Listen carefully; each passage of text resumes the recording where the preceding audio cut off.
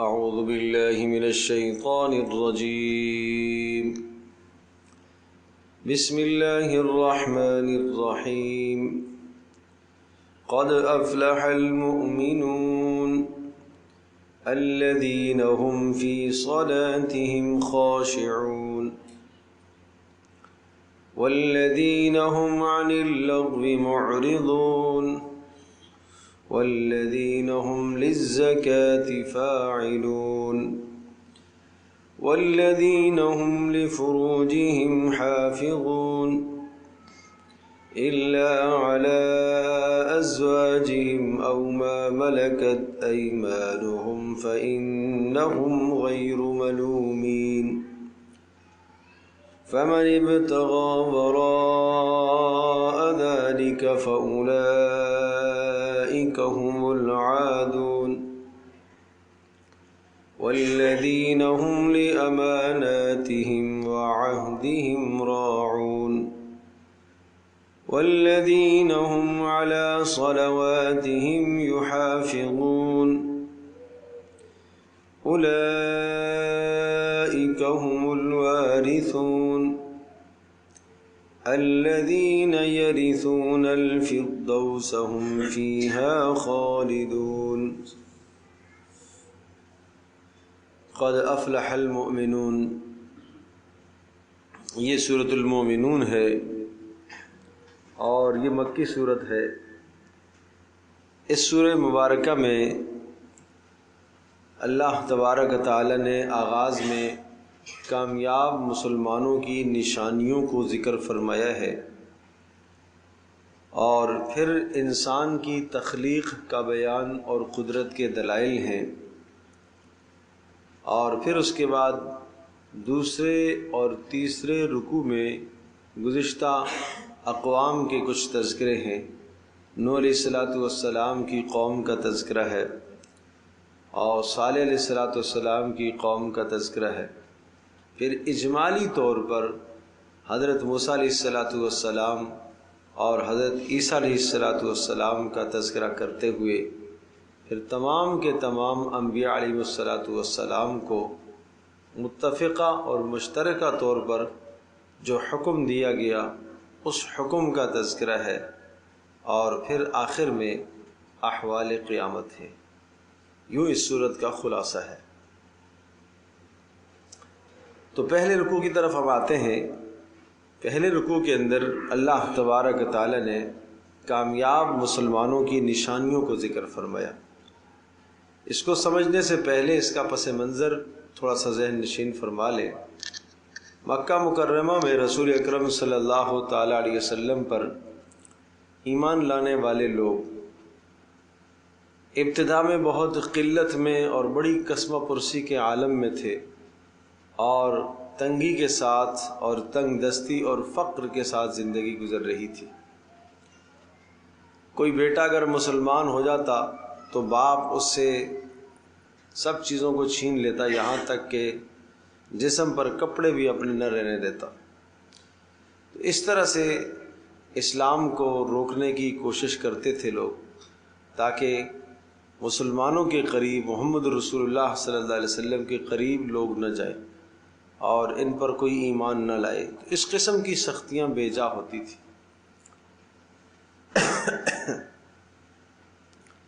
تو کافروں کی طرف سے ایک طنز ہوتا تھا مسلمانوں کو کہ یہ کون سی کامیابی ہے، یہ کیا کامیابی ہے کہ گھر بار چھوڑ دیا آپ نے اور تجارت سے لا تعلق ہو گئے ہو، مال و متاع اور دنیا کے مزے جو تھے وہ ختم ہو گئے، اور زندگی اتنی تنگ اور فقر میں آ گئی کہ ایک کھجور اور پانی پر گزر بسر ہو رہی ہے. اس طرح سے زندگی کے حالات پیدا ہو گئے. تو ان تنگیوں کے اندر اپنے آپ کو آپ نے ڈالا ہے، اور ان مصیبتوں کے اندر اپنے آپ کو جھونک کر یہ کون سی کامیابی آپ نے حاصل کی. اس قسم کی باتیں مشرکین کہتے تھے اہل اسلام. ظاہر ہے مسلمان جب اس قسم کی باتیں سنتے تو یقیناً اندر سے صدمہ اور دکھ تو ہوتا، ان تنزیہ جملوں کو، تنزیہ کلمات کو سن کر دل دکھتا تھا۔ تو اللہ تبارک و تعالیٰ نے اس وقت پھر تسلی ارشاد فرمائی، قد افلح المؤمنون، کہ مشرکین اور کفار اپنے آپ کو کامیاب گردانتے ہیں، محمد رسول اللہ صلی اللہ علیہ وسلم کی مخالفت کر کے وہ کامیاب ہیں؟ نہیں، قد افلح المؤمنون، یقیناً کامیاب ہو گئے اہل ایمان۔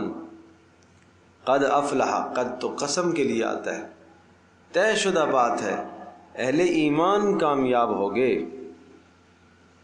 الذین هم فی صلاتهم خاشعون، وہ اہل ایمان جن کی نمازوں میں خشوع اور خضوع ہے۔ اب آگے اہل ایمان کی نشانیاں ہیں، تو اس کو ہم یہ کہہ سکتے ہیں کہ کامیاب مسلمانوں کی نشانیاں۔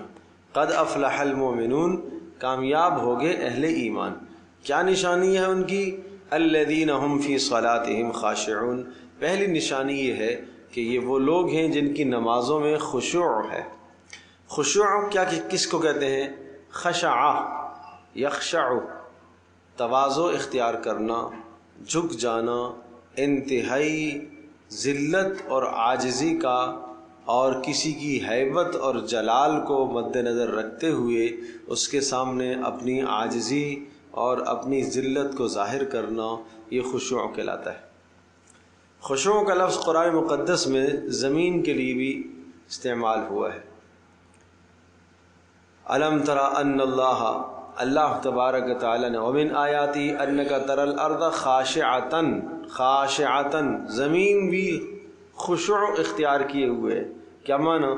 اللہ کی ہیبت اور جلال کے سامنے وہ بھی جھکی ہوئی۔ اور اسی طرح سے وَخَشَعَتِ الْأَصْوَاتُ لِلرَّحْمَنِ فَلَا تَسْمَعُ إِلَّا هَمْسًا، یہ لفظ بھی آیا ہے کہ جھکی ہوئی ہوں گی قیامت کے دن آوازیں اللہ کے سامنے، کوئی آواز اونچی نہیں ہوگی، پست، سب آوازیں پست ہوگی، کوئی بلندی نہیں ہوگی، کوئی آواز اونچی نہیں کر سکے گا۔ اور اسی طرح سے تخشع قلوبہم لذکر اللہ، یہ لفظ دلوں کے لیے بھی استعمال ہوا ہے کہ ان کے دل اللہ کی یاد کے لیے جھک جاتے ہیں۔ تو خشوع، اور اس کے ساتھ ایک لفظ استعمال ہوتا ہے خضوع، خشوع اور خضوع۔ عام طور پر خشوع کا لفظ ہوتا ہے دل کی یکسوئی کے لیے، اور خضوع کا لفظ ہوتا ہے ظاہری اعضاء کی یکسوئی کے لیے۔ لیکن یہ صاف بات ہے جو حدیث میں بھی آیا ہے کہ جب دل میں خشوع ہوتا ہے تو جسم کے اعضاء میں بھی خشوع پیدا ہوتا ہے، اور اگر دل میں خشوع نہیں ہے تو جسم کے اعضاء میں بھی خضوع نہیں ہے۔ ایک آدمی نماز پڑھ رہا ہے اور نماز کے دوران وہ کھیل رہا ہے اپنے کپڑوں کے ساتھ، جسم کے ساتھ۔ ایک شخص کو آپ نے دیکھا کہ نماز کے دوران وہ اپنے کپڑوں کے ساتھ مشغول تھا، تو آپ نے فرمایا کہ اگر اس کے دل میں خشیت ہوتی اور اس کے دل میں خشوع ہوتا، اللہ کا ڈر اور خوف ہوتا، اور اللہ کی ہیبت اور جلال کے سامنے اس کا دل اگر جھکا ہوا ہوتا تو اس کا جسم بھی دل کے تابع ہوتا، اور جسم کے اندر بھی اسی طرح سے خشوع ہوتا۔ تو پتہ یہ چلا کہ خشوع کا اصل تعلق تو دل سے ہے، تو لہٰذا اپنی نمازوں میں خشوع کو پیدا کرنے کی ضرورت ہے، کہ اپنے دل کو اللہ کی ذات عالی کی طرف متوجہ کرنے کی ضرورت ہے۔ جب دل متوجہ ہوگا اللہ کی ذات عالی کی طرف تو جسم کے اعضاء بھی متوجہ ہوں گے۔ تو اس لیے پہلی نشانی یہ ذکر فرمائی، الذین هم فی صلاتهم خاشعون، وہ لوگ ہیں کہ جو اپنی نمازوں میں خشوع اختیار کرتے ہیں۔ نمبر 2، دوسری نشانی، والذین هم عن اللغو معرضون، وہ لوگ ہیں جو لغویات سے اپنے آپ کو بچاتے ہیں۔ معرضون، اعراض کرنے والے۔ والذین، وہ لوگ، ہم جو کہ عن اللغو، لغو سے، معرضون، اعراض کرنے والے ہیں، لغویات سے اپنے آپ کو بچانے والے۔ لغویات کیا چیز ہے؟ ہر وہ چیز جس کا نہ دینی فائدہ نہ دنیاوی فائدہ، وہ لغو کہلاتا ہے، چاہے اس کا تعلق بات سے ہو، چاہے اس کا تعلق عمل اور کام سے ہو، وہ لغو ہے۔ بلا وجہ کوئی بھی کام، کسی بھی عمل میں مشغول ہے جس کا نہ دینی فائدہ نہ دنیاوی فائدہ، وہ عمل لغو کہلاتا ہے۔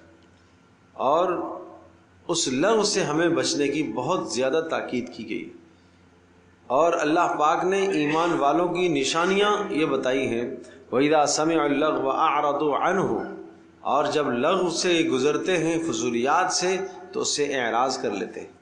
وَالَّذِينَ إِذَا مَرُّوا وَالَّذِينَ هُمْ، اور اسی طرح سے ارشاد فرمایا کہ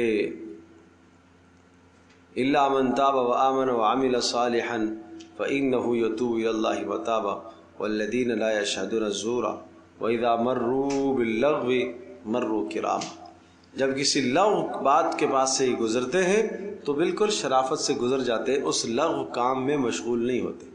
ایک آدمی یہ کہ خود لغویات میں مشغول تو نہیں ہوتا، لیکن کسی جگہ سے گزرا ہے، فضول میں کوئی مجلس لگی ہوئی ہے، لغویات میں لوگ مبتلا ہیں، تو ان کی دیکھا دیکھی یہ بھی اس لغویات میں اپنے آپ کو شامل کر لیتا ہے۔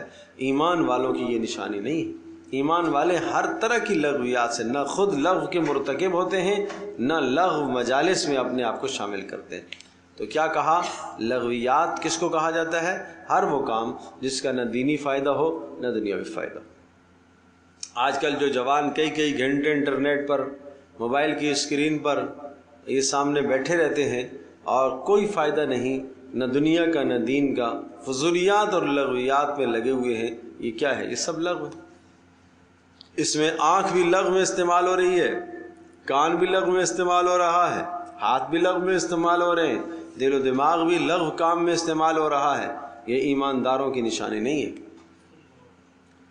یہ ایماندار لوگوں کی نشانی نہیں ہے، یہ سمجھدار لوگوں کی نشانی نہیں ہے۔ یہ قیمتی زندگی کا ایک سیکنڈ، زندگی کا ایک لمحہ قیمتی ہے، اس ایک لمحے کو یہ دے کر کیا چیز خرید رہے؟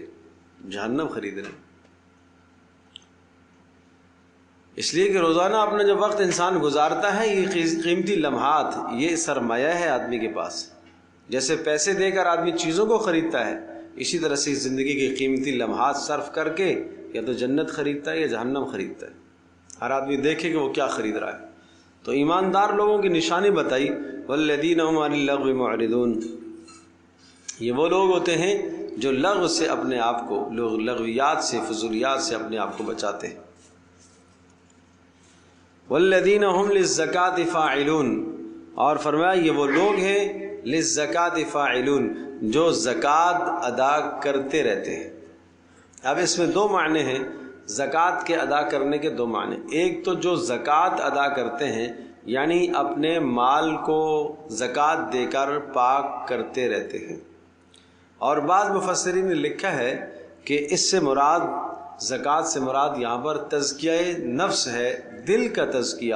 وہ لوگ جو اپنے دل کو کفر سے، شرک سے، نفاق سے، ریاکاری سے، دنیا کی لغویات اور گندگیوں سے اور دنیا کی محبتوں سے اپنے دل کو پاک اور صاف کرتے ہیں۔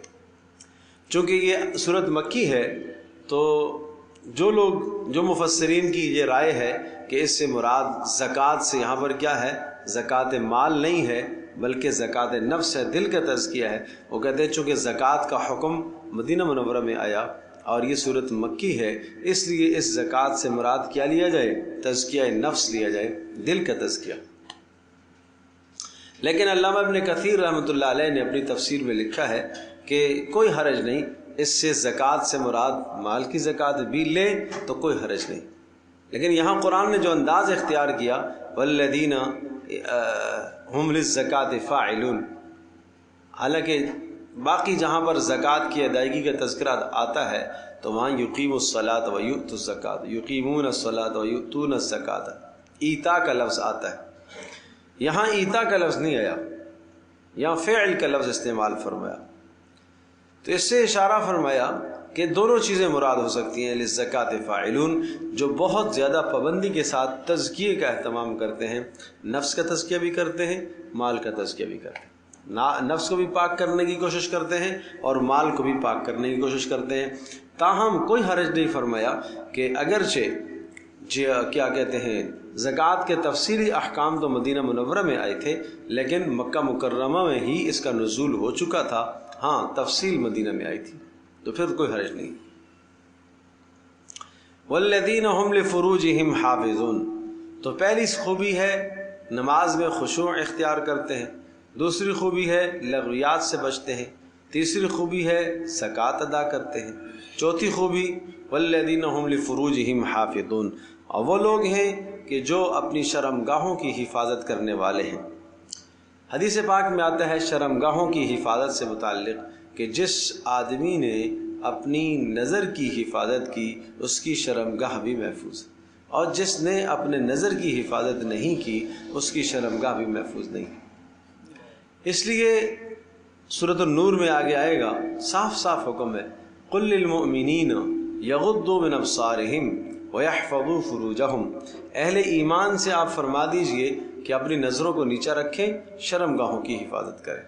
وقل للمؤمنات، اور اہل ایمان عورتوں سے بھی کہہ دیجئے یغضضن من ابصارہن، وہ بھی اپنی نظروں کو نیچا رکھیں، ویحفظن فروجہن، اور شرمگاہوں کی وہ بھی حفاظت کریں۔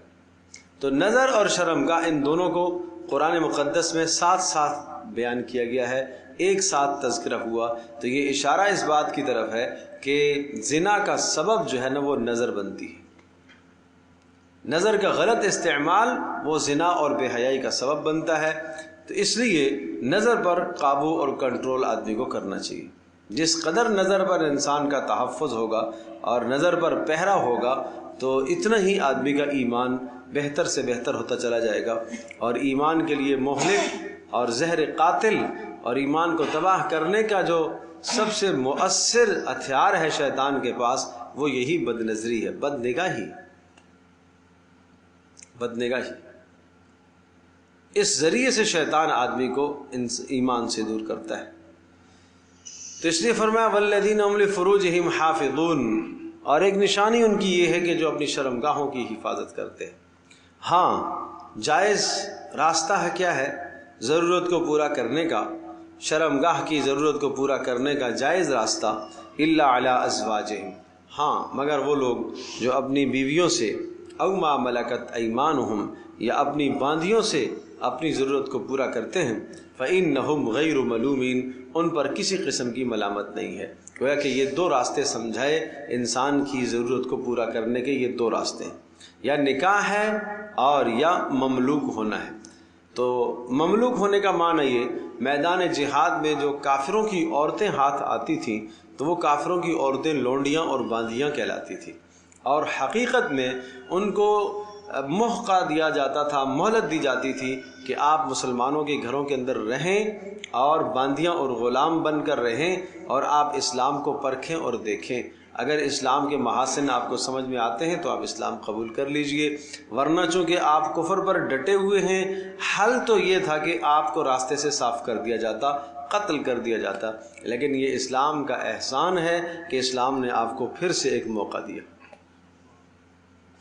اور پھر غلاموں کے باندیوں کے آپ نے مستقل احکام بتلائے، یہ نہیں ہے کہ باندی کوئی لونڈی گھر میں لے آئے اور جو چاہے اس کے ساتھ ظلم کرے، نہیں، آپ نے فرمایا ان کو وہ کھلاؤ جو خود کھاتے ہو، ان کو وہ پہناؤ جو خود پہنتے ہو، اور فرمایا یہ تمہارے ماتحت ہیں، اللہ پاک تم سے ان کے بارے میں پوچھے گا، ان کے بارے میں تم سے سوال کرے گا۔ اتنی سخت تاکید کی، کوئی اپنے غلام کو اپنے ماتحت کو مارے نہیں، ظلم نہ کرے، زیادتی نہ کرے۔ اللہ اکبر۔ ساتھ ساتھ ترغیب دی، انہیں آزاد کرو، آزاد کرو، آزادی کی ترغیب دی۔ جس آدمی نے ایک غلام آزاد کیا، اس ایک غلام کے بدلے میں، غلام کے چہرے کے بدلے میں اس کے چہرہ جہنم سے آزاد ہے، اس کے ہاتھ کے بدلے میں اس کے ہاتھ جہنم سے، اس کے پیر کے بدلے میں اس کے پیر جہنم سے آزاد ہے۔ اس طرح سے فضیلت سنائی تاکہ لوگ زیادہ سے زیادہ کیا کریں، غلاموں کو آزاد کریں۔ اور اس کے علاوہ کتنے گناہ ایسے ہیں کہ جن گناہوں کے کفارے غلام کی آزادی بتلائی۔ کوئی قتل کر لیتا ہے، قتل خطا، غلطی سے قتل ہو گیا، دیت بھی ہے، لیکن دیت کے ساتھ ساتھ فتحریر رقبہ، ایک غلام آزاد کرے۔ قسم کا کفارہ ہے غلام کی آزادی، غلام آزاد کرے۔ زہار ہے غلام آزاد کرے۔ قسم کا کفارہ تو غلام آزاد۔ تو یہ جا بجا غلاموں کی آزادی کی بات کی ہے کہ اسلام ان کو آزادی دینا چاہتا ہے، لیکن میں نے عرض کیا بنیادی نقطہ یہ تھا کہ یہ اس قابل تھے کہ ان کو قتل کر دیا جاتا، لیکن اسلام نے ایک ان کو چانس دیا، مہلت دی کہ اپنے آپ کو بہتر کرنے کی کوشش کرو۔ تو یہ تھے غلام اور باندیاں۔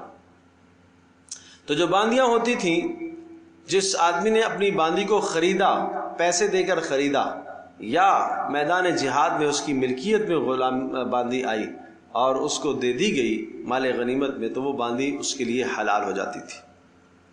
اور یہ باندی کا خریدنا ہی جواز کا ذریعہ اور سبب ہوتا تھا، تو لہذا وہ آدمی اس سے جو ہے بیوی والے تعلق پورے کرتا تھا۔ لیکن کسی دوسرے کی باندی سے کوئی کرتا تو اسے نہ سمجھا جاتا، اپنی باندی سے جس کو اس نے خریدا ہے، اور پھر دیگر باندیوں کے نکاح بھی ہوتے تھے۔ تو اس طرح سے باندیوں کے حقوق تھے۔ اور تو یہاں جو ہے نا دو سبب ذکر فرمائے کہ ایک نکاح ہے اور ایک مملوک ہے۔ تو مملوک کا تصور تو آج نہیں رہا، باقی رہ گیا نکاح، یعنی ضرورت کو پورا کرنے کا ایک ہی راستہ ہے، وہ ہے نکاح کا راستہ۔ لہذا فَمَنِ ابْتَغَىٰ وَرَاءَ ذَٰلِكَ، اس کے علاوہ جو بھی آدمی راستہ اختیار کرے گا، ضرورت کو اور شہوت کو پورا کرنے کا جو بھی راستہ اپنائے گا، فَأُولَٰئِكَ هُمُ الْعَادُونَ، ایسے لوگ حد سے تجاوز کرنے والے۔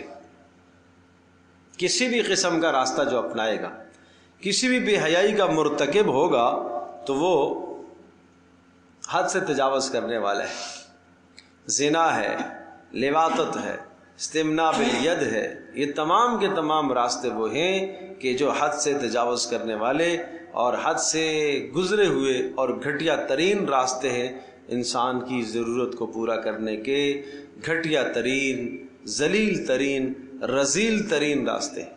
ان راستوں کی طرف بالکل جوانوں کو نہیں جانا چاہیے۔ اور اپنے بچوں کی، جوانوں کی تربیت کرو، جوان بیٹوں کی، بیٹیوں کی تربیت کرو، کسی برائی کے مرتکب وہ نہ ہو، کسی اخلاقی برائی کے مرتکب نہ ہو۔ جب بلوغ کو پہنچے تو ان کو احوال سمجھاؤ، شریعت سمجھاؤ۔ پیارے پیغمبر صلی اللہ تعالی وسلم نے اس لیے تو فرمایا کہ جب 10 سال کے ہو جائے تو ان کے بستر جدا کرو، کہ کسی بد اخلاقی میں مبتلا نہ ہو جائے، کسی غیر فطری عمل میں اور غیر اخلاقی عمل میں مبتلا تاکہ نہ ہو جائیں۔ 10 سال کی عمر میں ان کے بستروں کو جدا کر دو، بچوں کے بستروں کو الگ کر دو، ان کو الگ سلاؤ۔ ماں باپ اپنے سے ان کو دور رکھیں۔ اسلام کی حدود ہیں، ان حدود کا خیال رکھیں، اور اگر نہیں رکھیں گے تو یہ جوان اپنی جوانیوں کو تباہ کریں گے، برباد کریں گے۔ اور چونکہ اگر غلط صحبت ہو گئی، غلط مجلس میں اٹھنا بیٹھنا ہو گیا، اور سارا دن اگر بے حیائی کے تذکرے ہوں گے اور غلط تصویریں یہ جوان دیکھتا ہے اور بے حیائی کی ویڈیوز یہ دیکھتا ہے، یا اس قسم کی چیزوں کے وہ روزمرہ مشاہدے کرتا ہے، تو اندر اس کے ہیجان پیدا ہوگا، اور اس ہیجان کو پورا کرنے کے لیے پھر جائز راستہ تو ہے نہیں اس کے پاس، لہذا ناجائز راستہ اختیار کرے گا، حرام راستہ اختیار کرے گا، اپنی جوانی بھی تباہ کرے گا، اپنا ایمان بھی تباہ کرے گا۔ تو اس لیے تربیت کی ضرورت ہے، تربیت کی ضرورت ہے۔ اس قدر تربیت کی جائے، اس قدر تربیت کی جائے کہ جوان جب تک وہ جائز راستہ اس کی قریب نہ، جب تک جائز راستہ حاصل نہ ہو، اس وقت تک وہ اپنے اندر عفت اور پاک دامنی رکھے۔ وَلْيَسْتَعْفِفِ الَّذِينَ آئے گا تفصیل سے یہ مسائل آئیں گے سورۃ النور میں۔ وَلْيَسْتَعْفِفِ الَّذِينَ لَا يَجِدُونَ نِكَاحًا، جو لوگ نہیں رکھتے نکاح کی استطاعت، انہیں چاہیے کہ وہ پاک دامن بن کر رہیں، گناہوں سے اپنے آپ کو دور رکھیں، معصیت سے اپنے آپ کو دور رکھیں، اور نکاح کے معاملات کو بھی جلد از جلد انجام دیا جائے۔ وہاں سورۃ النور میں ہے وَأَنكِحُوا الْأَيَّامَ مِنكُمْ، سرپرستوں کو حکم ہے کہ تم بے نکاحوں کے نکاح کرا دو، جلد کرو، اس میں تاخیر نہ کیا کرو، بلا وجہ تاخیر کرنا، بچیوں کے نکاحوں میں اتنی لمبی تاخیر کرنا، اور اتنے لمبے چوڑے جو ہے وہ اپنے دل کے اندر جو ہے ایک اونچے اونچے معیار مقرر کیے ہوئے ہیں، اور ان معیاروں کے رشتے ملے نہ تو پھر ساری کی ساری زندگی اسی طرح سے جوان بیٹیاں گھر میں گزر جاتی ہیں، جوانی ڈھل جاتی ہے اور ادھیڑ عمر کو پہنچ گئی ہیں، لیکن نکاح نہیں ہوئی۔ کیوں؟ معیار بہت اونچے تھے، یہ بھی دیکھنا ہے، یہ بھی دیکھنا ہے، یہ بھی دیکھنا ہے۔ ارے بھائی سب کچھ دیکھنا ہے۔ پیارے پیغمبر صلی اللہ تعالی وسلم نے کیا دیکھنے کا کہا وہ دیکھو، اللہ کے نبی نے جس دیکھنے کا حکم دیا نا اسے دیکھو۔ اللہ کے نبی صلی اللہ تعالیٰ علیہ وسلم نے تو دین کے دیکھنے کا کہا، اللہ کے نبی صلی اللہ علیہ وسلم نے تو اخلاق کے دیکھنے کا کہا۔ اخلاق اور دین ہے تو اللہ کا نام لے کے رشتے کے میں آگ پہل کر لو، آگے بڑھو اس معاملے میں۔ اللہ اکبر۔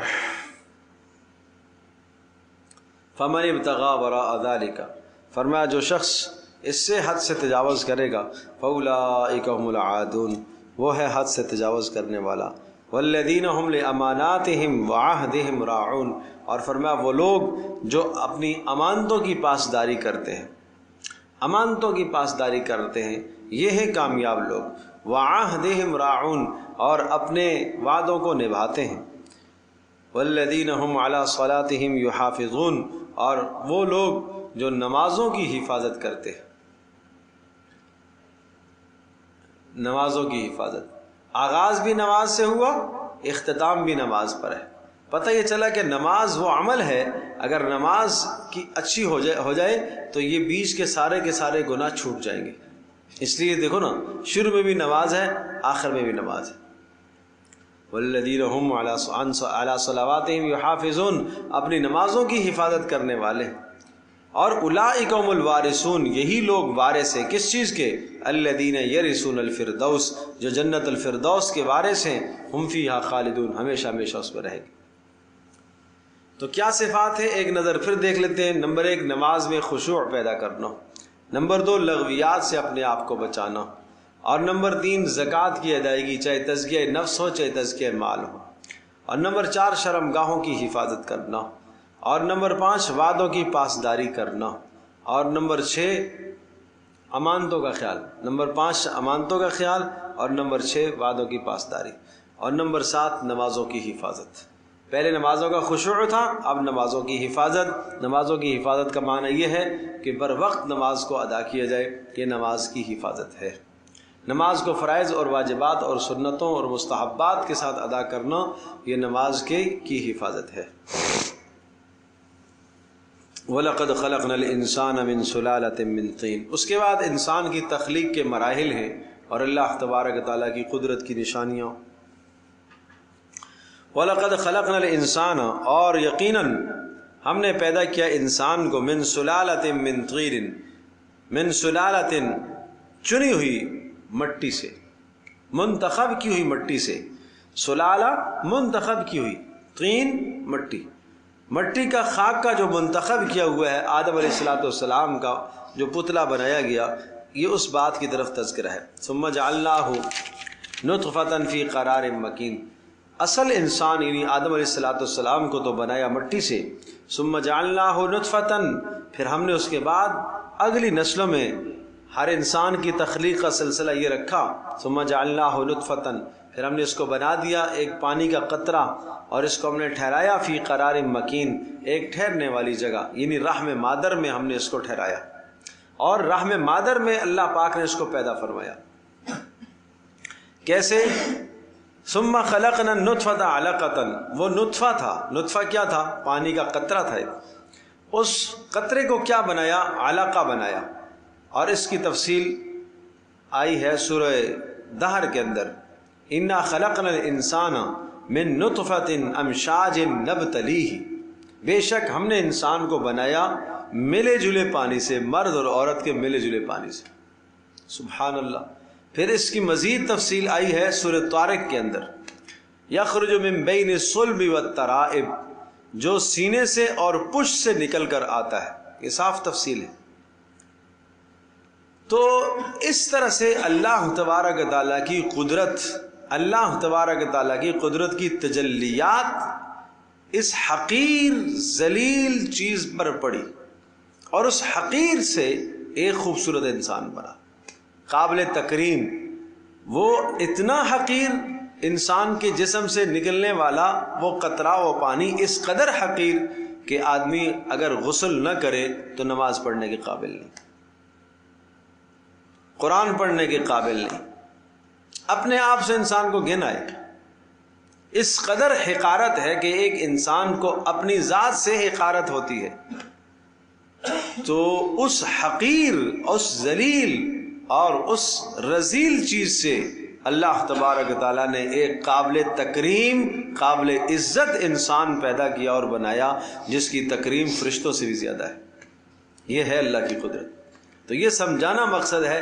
اس طرح سے انسان کی تخلیق کے اول اور ابتدائی ادوار اس لیے تذکرہ کیے گئے۔ اب آپ غور کیجئے تو سورہ دہر کے اندر فرمایا مرد عورت کا ملا جلا پانی، سورہ طارق میں بتلایا کہاں سے آتا ہے، کہاں سے آتا ہے، اس کا مقر اور رہنے کی جگہ کیا ہے وہ بھی سمجھا دی۔ اس کے بعد یہ ٹھہرتا کہاں پر ہے؟ رحم مادر میں، یہ بھی سمجھا دیا کہ رحم مادر میں آتا۔ پھر کیا ہوا؟ خلقنا النطفۃ علقۃ، جب وہ رحم مادر میں گیا تو اس نطفے کو اللہ پاک نے کہا کہ خلقنا، ہم نے بنایا، ہم نے بنایا۔ مرد عورت کا میلاپ ہوا تو ضرورت پوری ہوئی، اس سے انسان کس نے بنایا؟ ہم نے بنایا۔ اللہ نے اپنی طرف نسبت فرمائی ہے، خلقنا، ہم نے بنایا، النطفۃ علقۃ، اس نطفے کو علقہ جمع ہوا خون کر دیا۔ پہلا دور نطفے کا، دوسرا دور پھر علقہ جمع ہوا خون۔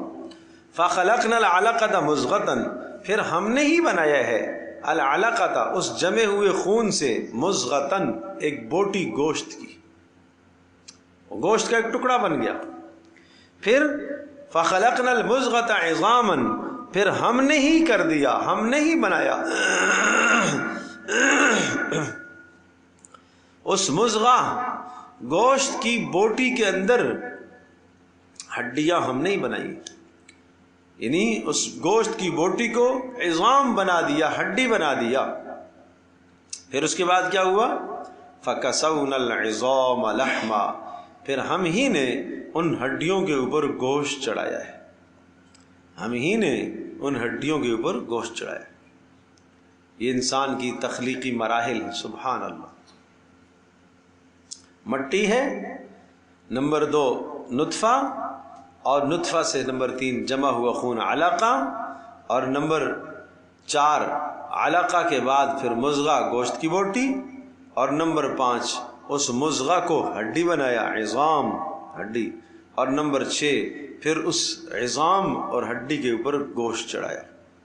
فَكَسَوْنَا الْعِظَامَ لَحْمًا، ہم نے لباس پہنایا ہے تمہارے جسم کے اندر، جو سر سے لے کر پیر تک ہڈی ہے نا، اس ہڈی کو ہم نے لباس پہنایا ہے۔ کس چیز کا؟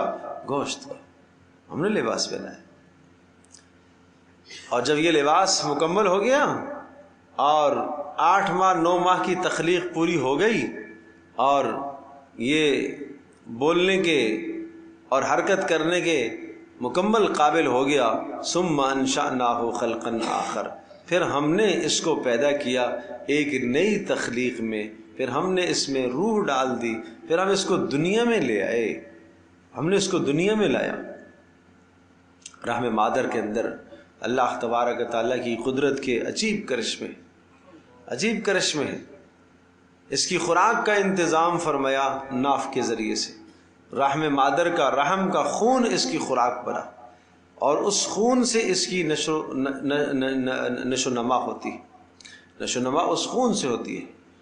اور امید سے ہو جانے کے بعد خون کا رک جانا اس لیے ہے کہ اب اس خون سے اس کی نشو نما ہوتی ہے، جو ماہواری ہے اس ماہواری کے خون سے اس کی نشو نما ہوتی ہے، اس کی ہڈیاں بڑھتی ہیں، اس کے اندر گوشت پیدا ہوتا ہے، اس کا جسم اس سے بڑھتا ہے، اور وہ اللہ پاک نے ناف کے ذریعے سے سلسلہ قائم فرمایا ہے، چونکہ خون ایک ناپاک جز ہے، منہ کے ذریعے سے نہیں گیا ہے، حالانکہ خوراک تو منہ سے آتی ہے، لیکن اللہ پاک نے ناف کے ذریعے سے اس کا انتظام فرمایا ہے۔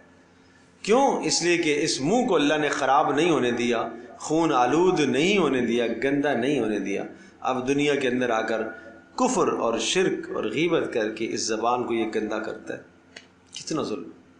اللہ پاک نے اس زبان کو پاک پیدا کیا تھا، اللہ پاک نے اس دل کو پاکیزہ اور صاف ستھرا پیدا کیا تھا، اب دنیا کے اندر آ کر گندگیوں کے اندر یہ ملوث ہوتا ہے، تو اس انسان کو سوچنے کی ضرورت ہے۔ اور پھر رحم مادر میں اللہ نے اس کی ساری ضروریات کو پورا کیا، جو اس کی ضرورت تھی اللہ نے پورا کیا، پالا پوسا، اور جب یہ دنیا میں آیا تو ماں کی چھاتی میں اس کے لیے چشمے جاری کر دی اللہ پاک نے، دودھ کے چشمے جاری کر دیے، اس کی ضرورت کو پورا کیا۔ پھر ماں کے دل میں اس کی اللہ نے وہ محبت ڈال دی، ایسی محبت ڈال دی، لا یرقدان حتی ترقد، اس وقت تک ماں باپ سوتے نہیں ہیں جب تک یہ نہ سو جائے، اس وقت تک ماں باپ کھاتے نہیں ہیں جب تک یہ نہ کھا لے۔ گویا کہ اس کا آرام، اس کا کھانا پینا ماں باپ کے آرام اور کھانے پینے کے ساتھ وابستہ ہے۔ اگر یہ کھا لے گا تو ماں باپ بھی کھا پائیں گے، یہ آرام ہے اسے تو ماں باپ کو بھی آرام ہے۔ اسے آرام نہیں، اس کو رات کو تکلیف ہے، درد ہے، تو وہ درد اسے نہیں ہے، وہ گویا کہ ماں باپ کو درد ہے۔ یہ محبتیں کس نے ڈالی ہیں؟ یہ اللہ نے ڈالی۔ کیوں؟ اس وقت تو محتاج تھا، تو تربیت کے قابل تھا۔ لَعَلَكَ سِنٌّ تَقْطَعُ، تیرے دانت تو تھے نہیں تو کچھ کاٹ کے کھا سکے۔ وَلَعَلَكَ يَدٌ تَبْطُشُ، تیرے ہاتھ تو تھے نہیں کچھ پکڑ سکے۔ وَلَعَلَكَ رِجْلٌ تَسْعَىٰ، تیرے پاؤں کے اندر چلنے کی سکت تو تھی نہیں۔ تو جب یہ سب کچھ تھا تو کھانے سے عاجز تھا، کھانے کے اسباب سے تو عاجز تھا، تو اللہ تبارک و تعالیٰ نے اس کے لیے اسباب پیدا فرمائے، ماں کی چھاتی کو اس کے لیے نرم کر دیا۔ اور کس ذات نے اس کو روز اول سے دودھ کا چوسنا سکھایا؟ اللہ نے سکھایا۔ یہ ہے وہ قرآن کی آیت، وَأَعْطَىٰ كُلَّ شَيْءٍ خَلْقَهُ ثُمَّ هَدَىٰ، ہر شے کو ہم نے پیدا کیا اور پیدا ہوتے ہی اس کی ضروریات ہم نے اس کو بتلا دی، پیدا ہوتے ہی ہم نے بتلا دیا۔ بڑا ہوگا، کمائے گا، کھائے گا، وہ تو بعد کی بات ہے، اس وقت اس کی جو ضرورت پوری ہو رہی ہے وہ رونے سے ماں کو محسوس ہو جائے گا کہ بچہ بھوکا ہے۔ تو گویا کہ مقصد تیری ضرورت کو پورا کرنا ہے، تو تیری ضرورت اللہ پاک نے پوری کی اور اس کے لیے یہ اسباب لگا دیے، تجھے رونا سکھایا نا۔ تو روتا ہے تو ماں تجھے خوراک دیتی، ماں کی چھاتیاں تیرے لیے نرم ہو جاتی ہے، تو روتا ہے ماں کی چھاتیوں میں دودھ اتر آتا ہے، سبحان اللہ۔ اور پھر اس کے بعد ماں کی چھاتی تیرے لیے نرم کر دی، وہاں سے دودھ کی غذا حاصل کرنا، اس کو اندر لے جانا، یہ تجھے کس نے سکھایا؟ یہ ماں تو نہیں سکھا سکتی تھی۔ پہلے دن کے بچے کو ماں کیا تربیت دے گی؟ یہ وہ پاک پروردگار ہے، اس نے اس کے دل اور دماغ میں یہ بات ودیعت رکھ دی ہے اور اس کے اندر یہ بات پیدا کر دی ہے کہ ہاں اس خوراک کو تجھے یوں حاصل کرنا ہے۔ اللہ اکبر، اللہ اکبر۔ فلما اشتد ازرک وقوی ظہرک بارزتنی بالمعاصی اہذا جزاء یا عبدی۔ فلما اشتد ازرک، تیرے بازو جب مضبوط ہو گئے، تیری کمر میں طاقت آ گئی، تو کڑیل جوان ہو گیا، بارزتنی بالمعاصی، اب تو گناہ کر کے میرے مقابلے میں اتر آیا ہے۔ اہذا جزاء یا عبدی، اے میرے بندے میرا یہ بدلہ ہے، میرے احسانات کا یہ بدلہ ہے، یہ رب کے شکوے۔ اللہ اکبر۔ تو ہر آدمی اپنی زندگی کا محاسبہ کرے، اس رب کے ساتھ گناہ کر کے اس کے مقابلے میں نہ آؤ گے، نافرمانی کر کے اس اللہ کے مقابلے میں مت اترو۔ ہذا جزاء یا عبدی بارزتنی بالمعاصی، گناہ کر کے میرے مقابلے میں آیا تو۔ اللہ اکبر۔ اللہ ہمیں سمجھ دے بھائی، اللہ سمجھ دے، اپنے پروردگار اپنے رب کو پہچاننے کی توفیق عطا فرمائے۔ ثم انشأناہ خلقا آخر، اور پھر ہم نے اس کو ایک نئی تخلیق میں پیدا کر دیا۔ فتبارک اللہ احسن الخالقین، پھر بتاؤ نا کیسا بابرکت اللہ ہے۔ فتبارک اللہ، کیا خوب برکتیں ہیں۔ احسن الخالقین، احسن الخالقین، کیا بہترین پیدا کرنے والا ہے، بہت خوب بنانے والا نہیں ہے اللہ۔ اللہ اکبر۔ ثم انکم بعد ذلک لمیتون، پھر اس کے بعد ایک اور زمانہ بھی آئے گا، کیا ہوگے تم؟ مر جاؤ گے۔ عالم ارواح میں تم تھے، روحوں کے اندر عالم ارواح، وہاں سے تم آئے عالم ارحام، رحم مادر میں۔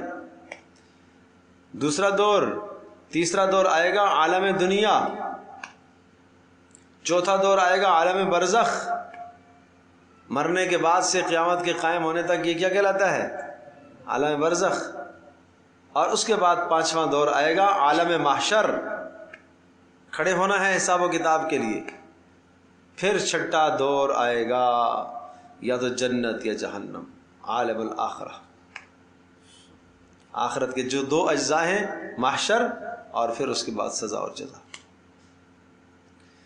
تو اس لیے کہتے ہیں کہ انسان ابدی ہے، ازلی تو نہیں ہے، ابدی. اب پیدا ہو گیا نا، اب اس پر فنا نہیں ہے، اب کیا ہے؟ انتقال ہے، ایک جگہ سے دوسری جگہ، دوسری جگہ سے تیسری جگہ. رحم مادر سے دنیا میں، عالم دنیا میں آیا، عالم دنیا میں عمل کیا، کھیتی کی، کس کے لیے؟ آخرت کے لیے. پھر برزخ میں گیا، یہ عالم انتظار ہے. کیا ہے یہ؟ انتظار ہے. آگے جزا سزا کا فیصلہ ہونے والا ہے، بس تھوڑا سا انتظار ہے. یہ انتظار کرانے کے بعد پھر میدان محشر قائم ہوا، اور پھر میدان محشر کے بعد جنت ہے یا جہنم. اللہ اکبر. ثم انکم بعد ذلک لمیتون، اور پھر تم سب کے بعد سب تم مر جاؤ گے. اور ثم انکم یوم القیامت تبعثون، اور پھر اس کے بعد تم قیامت کے دن کیا ہو جاؤ گے؟ اٹھائے جاؤ گے.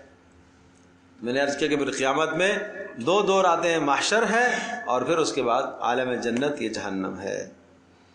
وَلَقَدْ خَلَقْنَا فَوْقَكُمْ سَبْعَ طَرَائِقَ، اور تحقیق ہم نے پیدا کیا تمہارے اوپر بھی 7 طرائق، 7 مضبوط آسمان بنائے. طرائق، اس کی تفسیر میں 3 قول مفسرین کے ہیں. ایک یہ ہے کہ طرائق معنی 7 آسمان، جیسا کہ الم تروا کیف خلق اللہ 7 سماوات طباقا، 7 آسمان تہ بتہ بنائے.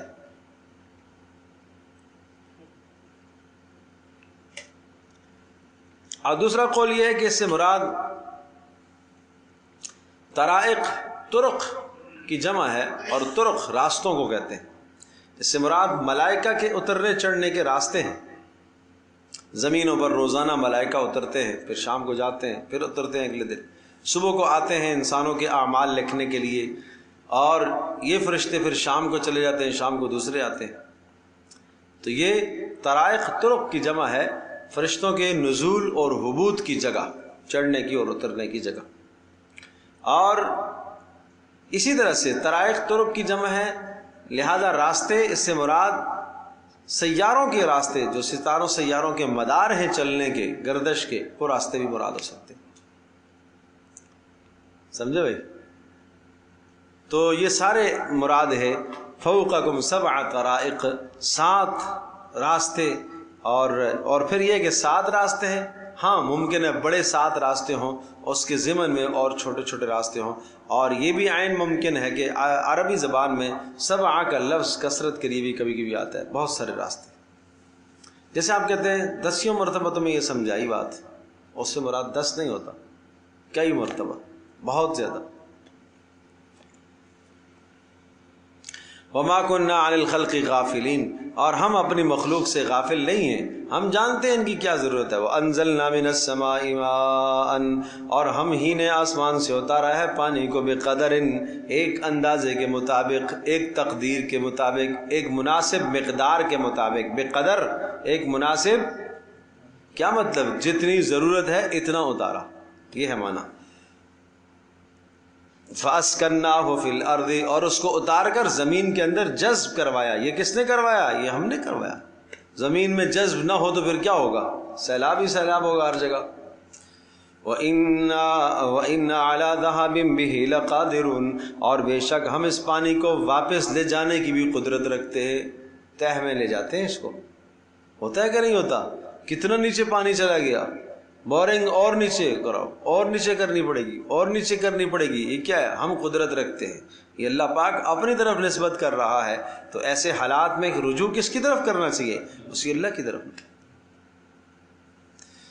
فَأَنشَأْنَا لَكُمْ بِهِ جَنَّاتٍ مِّن نَخِيلٍ وَأَعْنَابٍ، اور ہم ہی نے اگایا ہے تمہارے لیے بھی اس پانی کے ذریعے سے، جنات، باغات، من نخیل، کھجوروں کے، وَأَعْنَابٍ، اور انگوروں کے، لَكُمْ فِيهَا فَوَاكِهُ كَثِيرَةٌ، اور اس میں لکم فیہا لکم تمہارے لیے فیہا ان پھلوں کے اندر یعنی نخیل اور اعناب میں فواکہ قسم قسم کے پھل ہیں کثیرۃ بہت زیادہ ومنہا تاکلون ان میں سے بعض آپ کھاتے ہو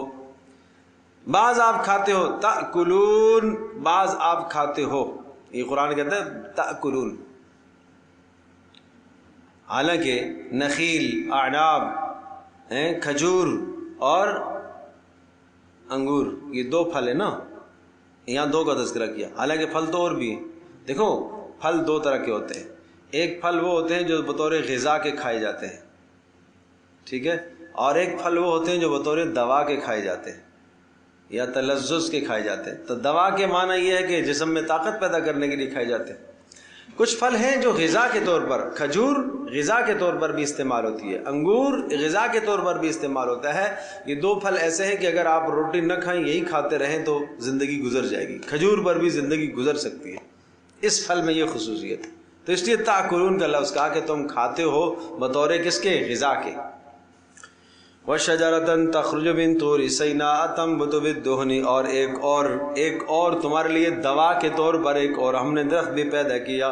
وَشَجَرَةً اور ایک اور درخت تَخْرُجُ مِن طُورِ سِيْنَاءَ تخرج جو نکلتا ہے بکثرت نکلتا ہے, کہاں سے, من طور سینا سینا کے پہاڑوں کے پاس سے, طور سینا سے کثرت سے, شام وہاں بلاد شام مراد ہے, وہاں یہ کثرت سے نکلتا ہے, ٹھیک ہے جی. اور مصر اور اس کے قرب و جوار سے یہ نکلتا ہے, لیکن کثرت مراد وہاں پر کثرت سے پیدا ہوتا ہے.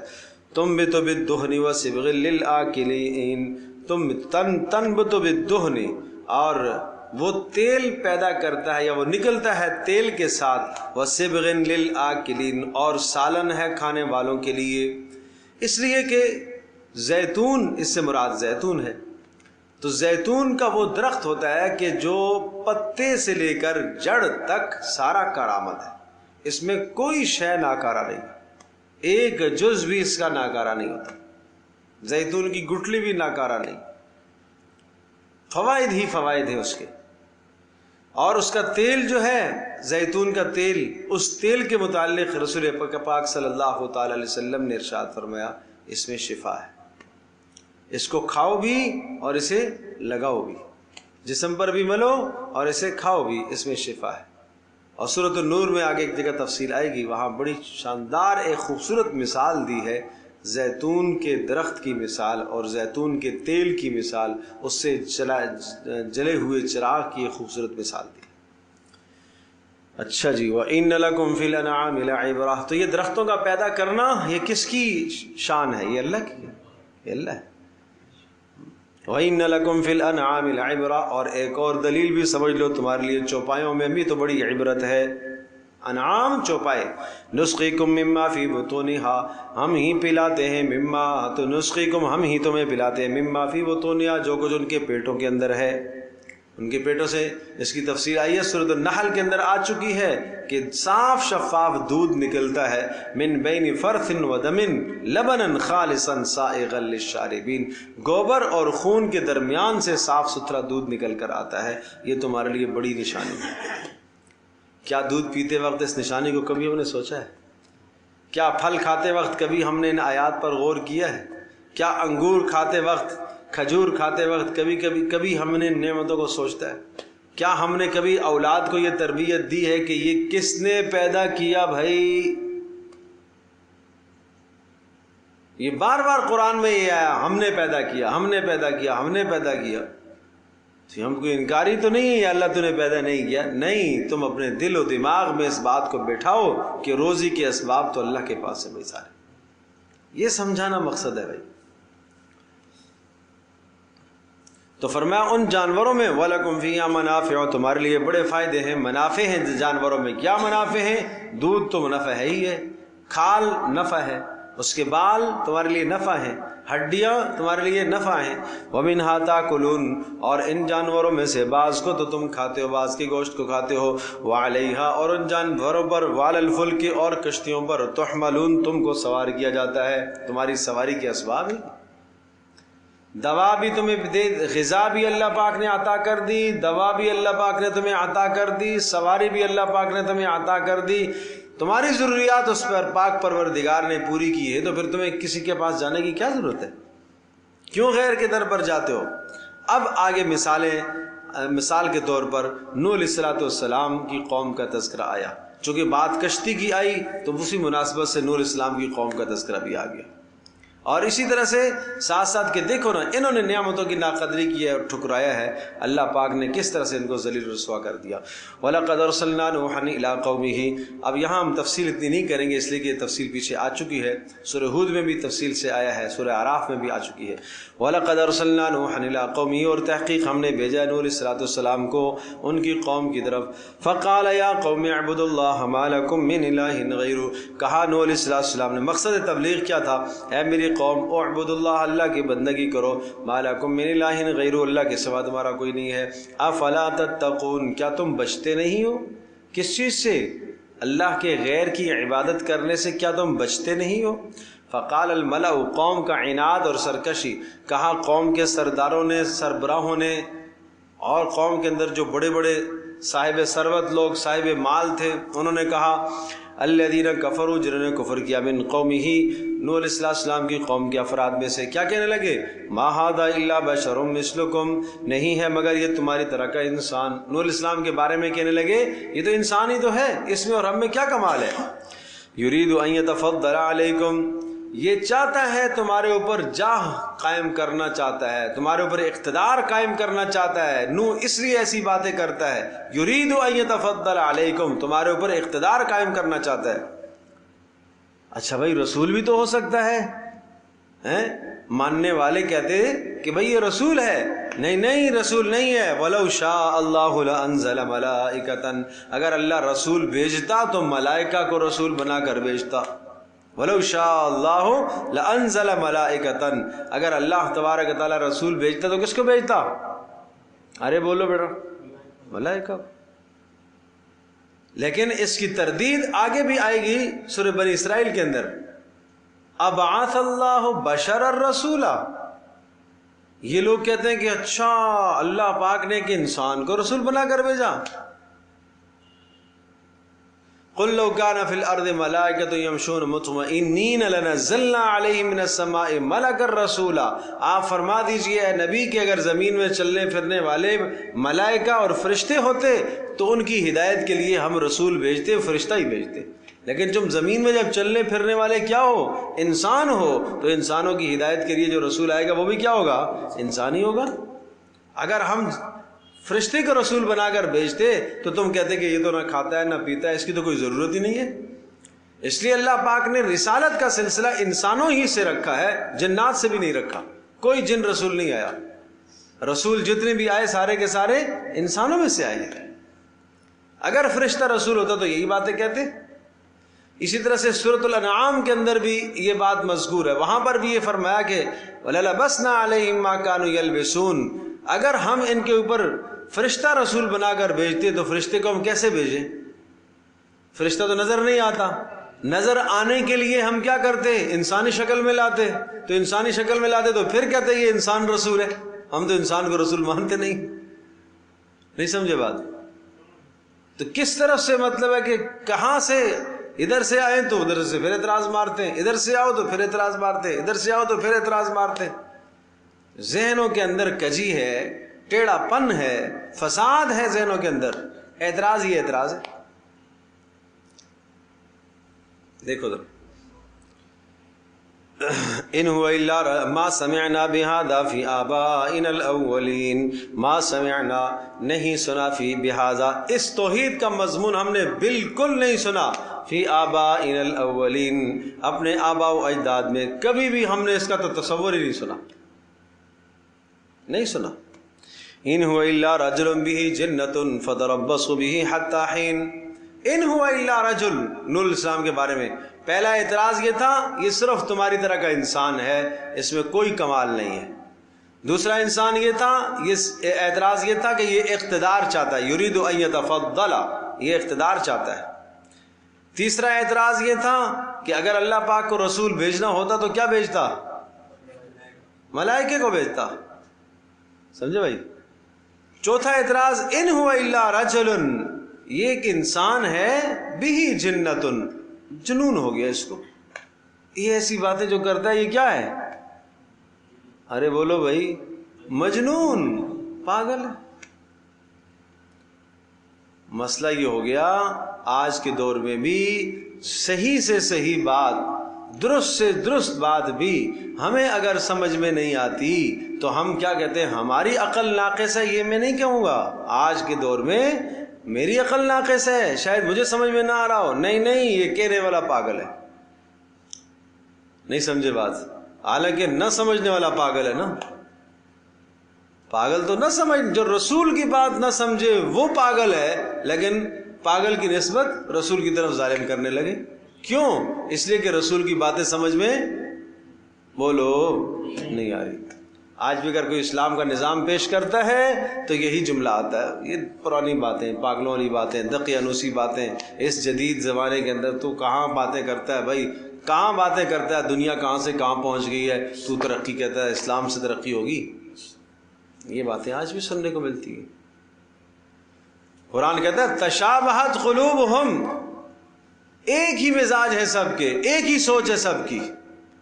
نوح علیہ الصلوۃ والسلام کے زمانے میں جو نافرمان اور کافر اور بغاوت کرنے والے تھے ان کی سوچ اور آج کے نافرمانوں کی سوچ ایک ہی ہے۔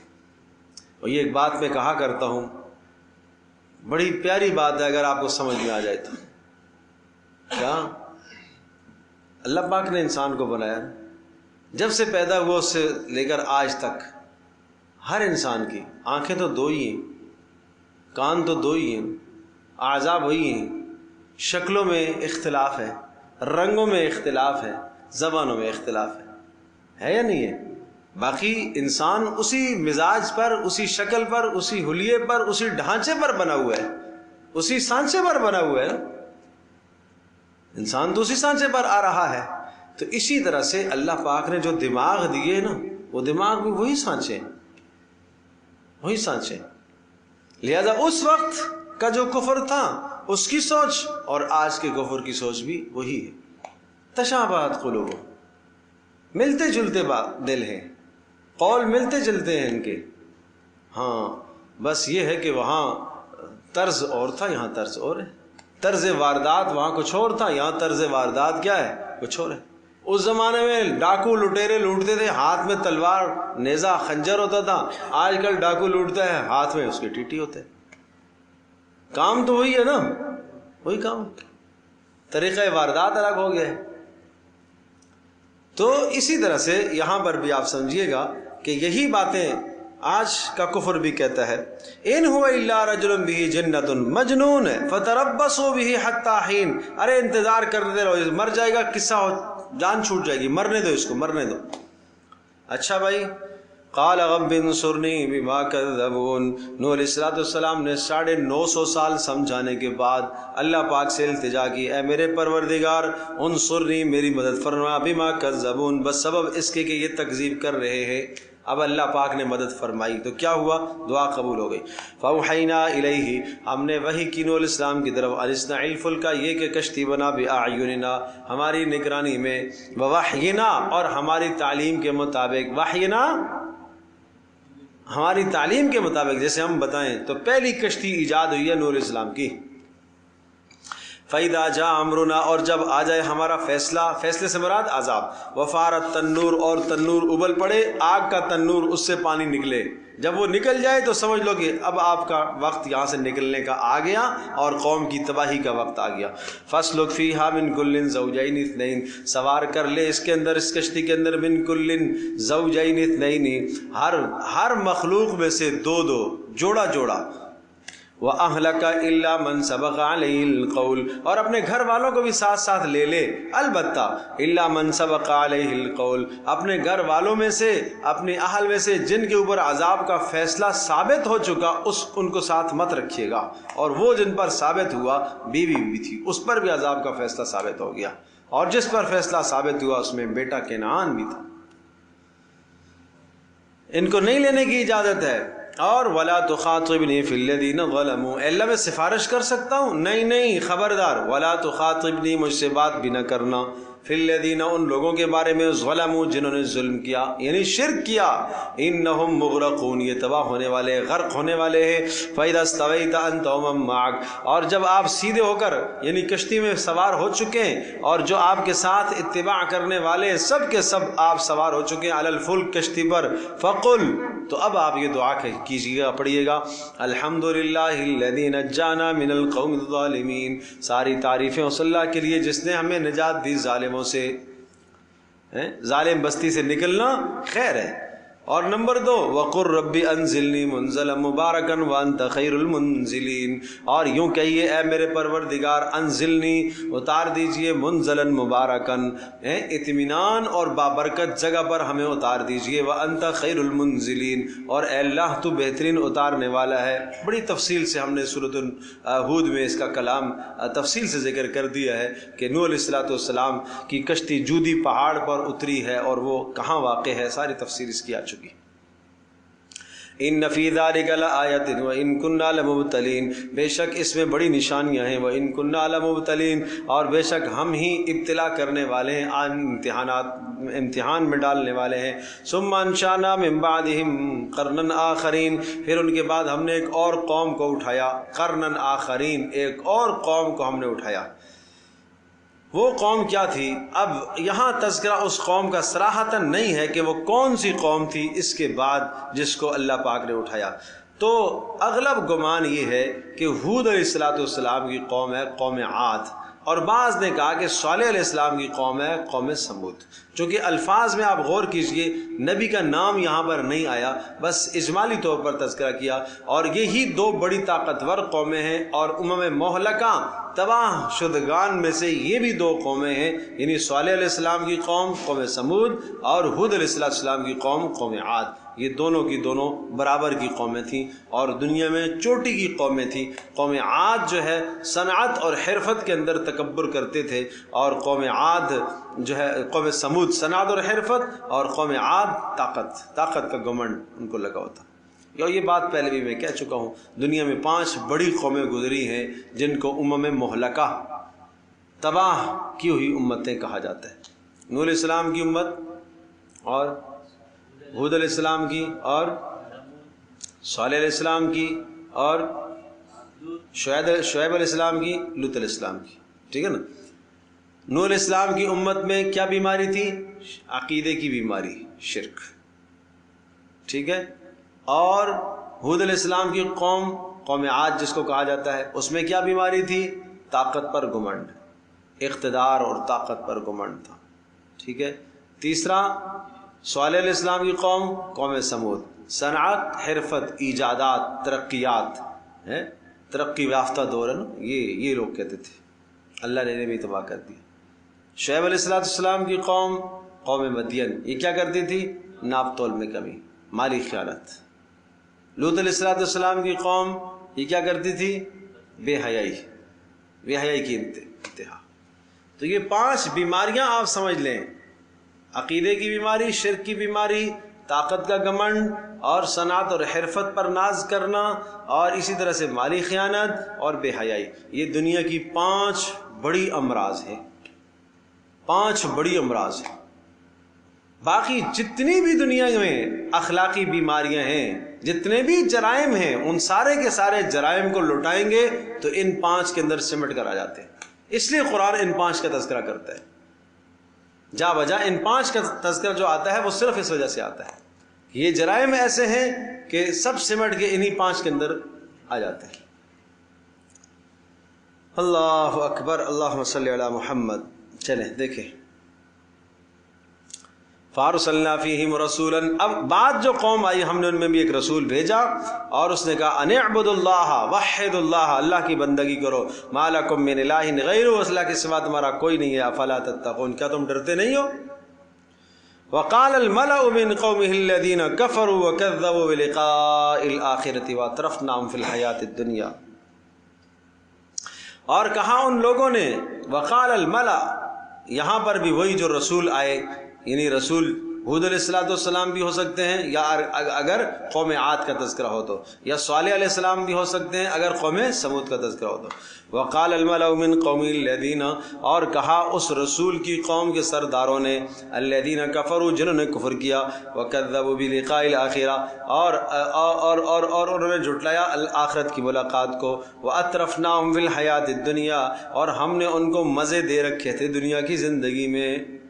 اطرفنا، اطراف، مال کی بہتات اور کثرت تھی۔ کیا کہنے لگے؟ ما ھذا الا بشر مثلکم، یہ ہر قوم نے رسول پر اعتراض کیا، اور آج بھی ہے کہ نہیں اعتراض؟ یہ آج بھی یہ اعتراض ہے کہ رسول کیا ہے؟ بشر کیسے ہو سکتا ہے؟ یہ تو گزشتہ قوموں کا اعتراض ہے بھائی، آج بھی لوگ کہتے ہیں کہ رسول اور بشر کیسے ہو سکتا ہے رسول؟ انہوں نے یہ کہا ما ھذا الا بشر مثلکم، نہیں ہے مگر تمہاری طرح کا کہ انسان۔ اچھا، یاکل مما تاکلون، کھاتا ہے وہ بھی جیسے تم کھاتے ہو، ویشرب مما تشربون، پیتا ہے وہ جس طرح سے تم پیتے ہو، جن چیزوں سے تم پیتے ہو اسی سے وہ بھی پیتا ہے، جو تم کھاتے ہو وہ بھی کھاتا ہے۔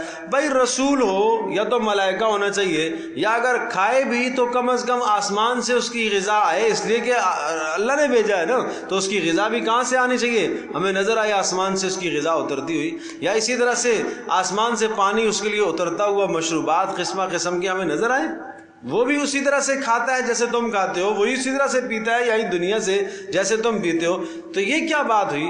وَلَئِنْ أَطَعْتُمْ بَشَرًا مِثْلَكُمْ، اگر تم نے مان لیا، اطاعتاً، اگر تم نے اطاعت کر لی، اطاعتم بشراً مثلکم، ایک اپنی طرح کا ایک انسان کی اطاعت کر لی، انکم اذن لخاسرون، تو تم کیا ہو جاؤ گے؟ خسارے والے ہو جاؤ۔ اچھا، ایعدکم، یہ دوسری بات دیکھو، قوم کی سرکشی دیکھو، یہ جو قوم کے سردار تھے نا وہ اپنے ماتحتوں کو کہتے تھے، نہیں سمجھے؟ قوم کے سردار اس لیے کہ ان کو سب سے بڑا خدشہ اور خطرہ اپنی چودراہٹ کا ہوتا ہے کہ اگر رسول کی بات چل گئی، اس کا سکہ چل گیا تو اب ہماری گوٹ تو مر جائے گی، ہمیں کون پوچھے گا، پھر ہمارے پاس آئے گا کون؟ تو اس لیے سردار اپنے ماتحتوں کو کہنے لگے، ایعدکم، اچھا یہ رسول تمہیں یہ وعدہ دیتا ہے، انکم اذا متم، کہ جب تم مر جاؤ گے، وکنتم ترابا، اور تم مٹی ہو جاؤ گے، وعظاما، اور ہڈیاں ہو جاؤ گے، انکم مخرجون، پھر تم نکالے جاؤ گے، پھر تم دوبارہ سے زندہ کیے جاؤ گے۔ ہائی ہاتا، بڑے دور کی بات، بڑے دور کی بات، بڑے دور کی بات، بالکل ایسا نہیں ہے، بالکل ایسا نہیں ہے، بڑے دور کی بات ہے، لما توعدون، جس چیز کا تم سے وعدہ کیا گیا ہے، ان ہی الا حیاتنا الدنیا، ارے بھائی یہی دنیا ہے، بس مزے کرو، مزے اڑائی جاؤ، کوئی موت نہیں ہے، موت ہے، موت کے بعد کچھ بھی نہیں ہے، نموت، مر جائیں گے، ونحیا، یہ کیا کہتے ہیں؟ کوئی مرتا ہے کوئی پیدا ہوتا ہے، نموت، ہم مرتے بھی ہیں، ونحیا، اور نہیں، نحیا کا ترجمہ میں کیا کر رہا ہوں؟ پیدا بھی ہوتے ہیں، زندہ کا ترجمہ نہیں کرنا، کیا کر رہا ہوں؟ پیدا بھی۔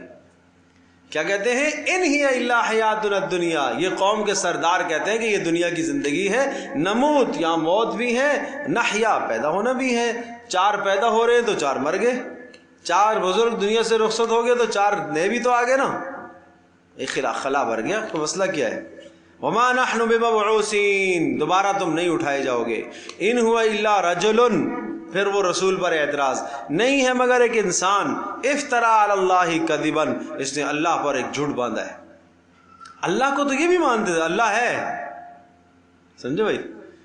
وما نحن له بمؤمنین، ہم نہیں مانیں گے، قال رب انصرنی بما کذبون، اب نوح نے، اور کیا ہے جو رسول ہے ہود علیہ السلام ہے یا صالح علیہ السلام ہے، انہوں نے اللہ پاک سے التجا کی، رب انصرنی بما کذبون، اے اللہ میری مدد کیجئے، اس لیے کہ انہوں نے تکذیب کی ہے، قال عما قلیل لیصبحن نادمین، اللہ پاک نے جواب ارشاد فرمایا ہے، عما قلیل، عن قلیل، بس تھوڑا سا وقت ہے، لیصبحن نادمین، یہ صبح کریں گے ندامت کی حالت میں، فاخذتهم الصیحہ، اور ان کو پکڑا ایک چیخ نے، بالحق، وعدے کے مطابق فجعلناہم غثاء، ہم نے ان کو کر دیا ریزہ ریزہ، ٹکڑے ٹکڑے بھوسے کی طرح کر دیا.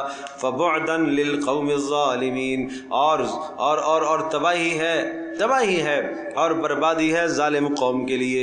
فاخذتہم الصیحہ، ان کو پکڑا کس چیز نے؟ بولو، چیخنے ہیں جی. القارعۃ ما القارعۃ وما ادراک ما القارعۃ، نہیں، الحاقہ ما الحاقہ وما ادراک ما الحاقہ.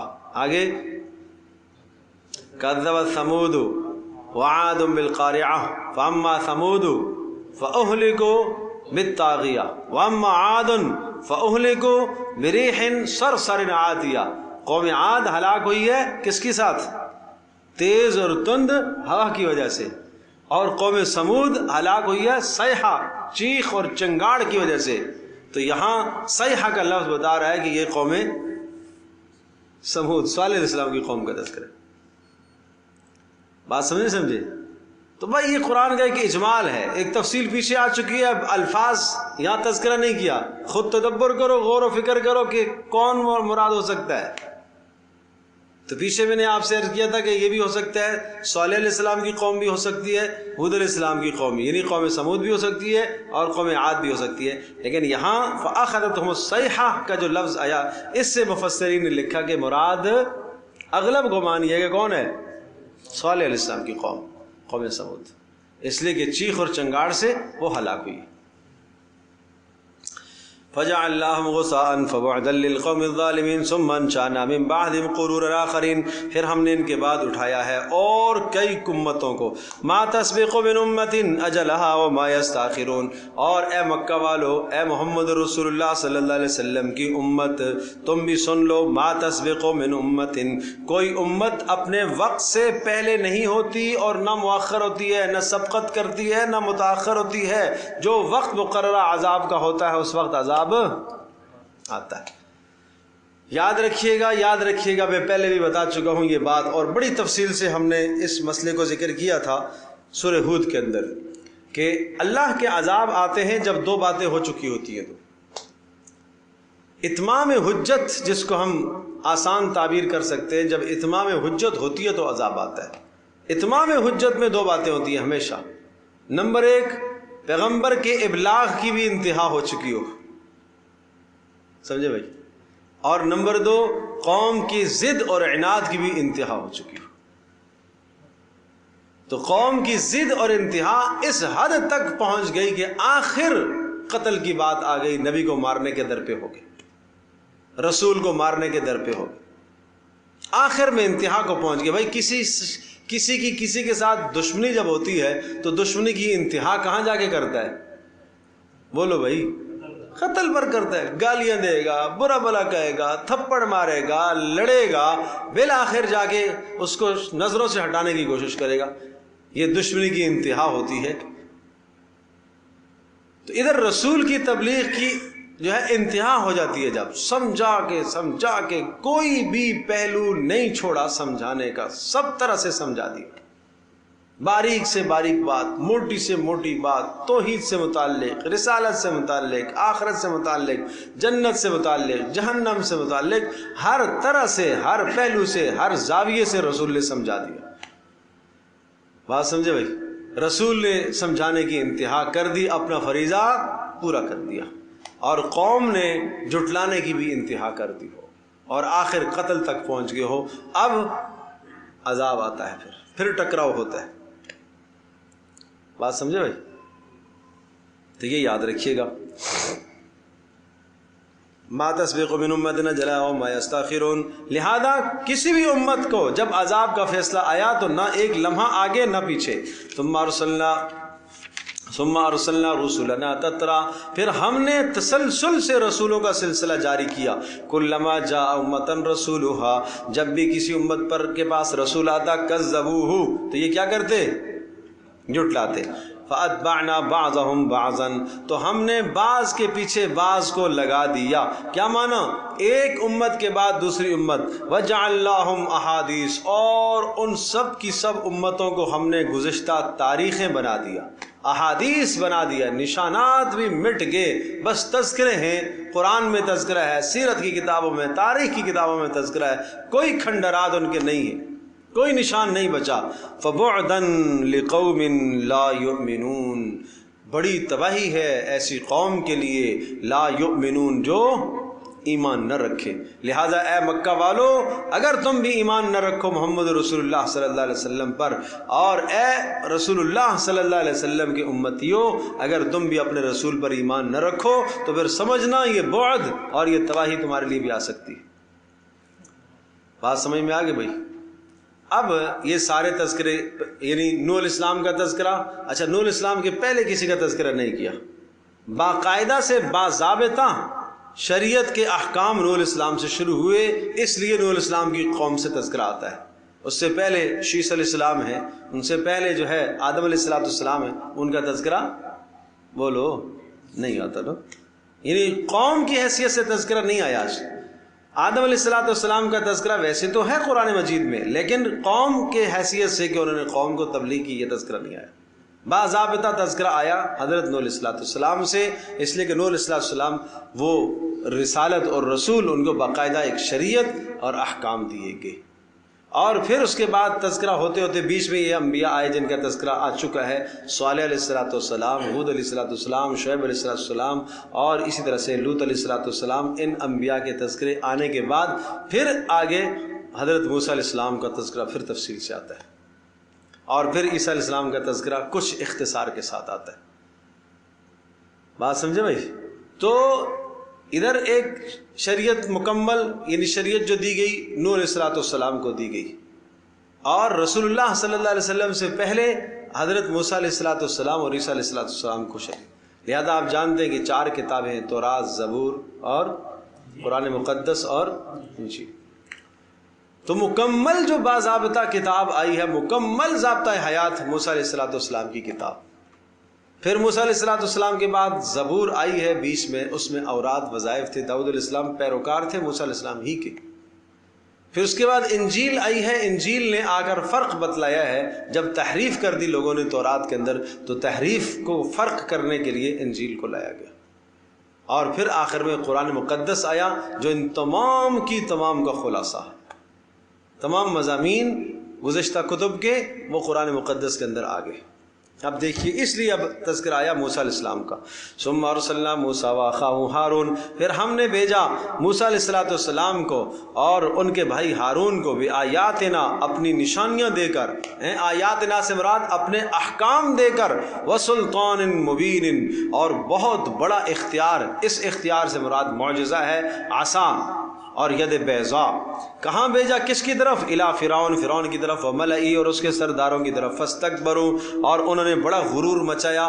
وکانوا قوما عالین، اور وہ تھے دنیا کے اندر بڑے متکبر. فقالوا انؤمن لبشرین، انہوں نے بھی آ کر کیا کہا؟ بشر بشر بشر.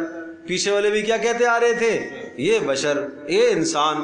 فقالو، یہ کہنے لگے، فرعونی بھی کہنے لگے، انؤمنو، کیا ہم ایمان لائیں، ہم مان لیں، لبشرینی مثلنا، ہماری طرح کے 2 انسان. یہ تحقیر کی انہوں نے. اچھا، یہ جو غلام تھے، یہ موسیٰ علیہ السلام اور اس کی قوم اور ہارون، یہ لوگ آئے کہاں سے تھے؟ یہ تو مصر میں کیسے کیا کرنے آئے ہیں؟ یہ تو شام سے ہجرت کر کے آئے تھے. اور یاد ہے یوسف علیہ السلام نے اپنے ابا حضرت یعقوب علیہ السلام کو، اپنے سارے برادران کو شام سے بلا لیا تھا نا. اور مصر میں جب یوسف علیہ السلام کو اختیار ملا تھا، اقتدار ملا تھا، اور پھر وہاں ہی رہ گئے تھے. وہاں رہتے رہتے انہی کی نسلوں میں پھر موسیٰ علیہ السلام اور ہارون علیہ السلام بھی آئے. یہ کہتے ہیں یہ تو یہاں کے ہی نہیں ہیں، ان کا ہمارے اوپر تسلط اور اختیار کیسے ہو سکتا ہے؟ یہ بات ہے. لبشرین مثلنا وقومہما لنا عابدون، اور ہم کیسے اس کو مان لیں موسیٰ اور ہارون کو، حالانکہ ان کی قوم، ان دونوں کی جو قوم ہے، لنا عابدون، یہ تو ہمارے غلام ہیں، یہ تو ہمارے گھروں میں کام کرتے ہیں، یہ ہماری کھیتی باڑی کرتے ہیں. مصر میں ذریعہ معاش کھیتی باڑی کا بھی تھا، تو یہ تو کھیتوں میں کام کرنے والے لوگ ہیں یہ، اور اس قوم سے موسیٰ اور ہارون، اور وہ کہتے ہیں ہم رسول ہیں، نبی ہیں، کیسے ہو سکتا ہے؟ فَكَذَّبُوهُمَا، تو فرعونیوں نے جھٹلایا ان دونوں کو، فَكَانُوا مِنَ الْمُهْلَكِينَ، اور جھٹلانے کا نتیجہ پھر کیا ہوا؟ ہلاک ہو گئے۔ بس صرف اتنا تذکرہ کیا، اتنا تذکرہ کیا۔ اور یہ جو نبیوں کے تذکرے آئے، نوح علیہ السلام کا تذکرہ آیا، اور اس کے بعد ایک اجمالی تذکرہ آیا بغیر نام لیے، صالح علیہ السلام، یہود علیہ السلام، اور اغلب گمان یہ ہے کہ صالح علیہ السلام کا تذکرہ، یہ اجمالی تذکرہ۔ پھر موسیٰ علیہ السلام اور ہارون علیہ السلام کا تذکرہ۔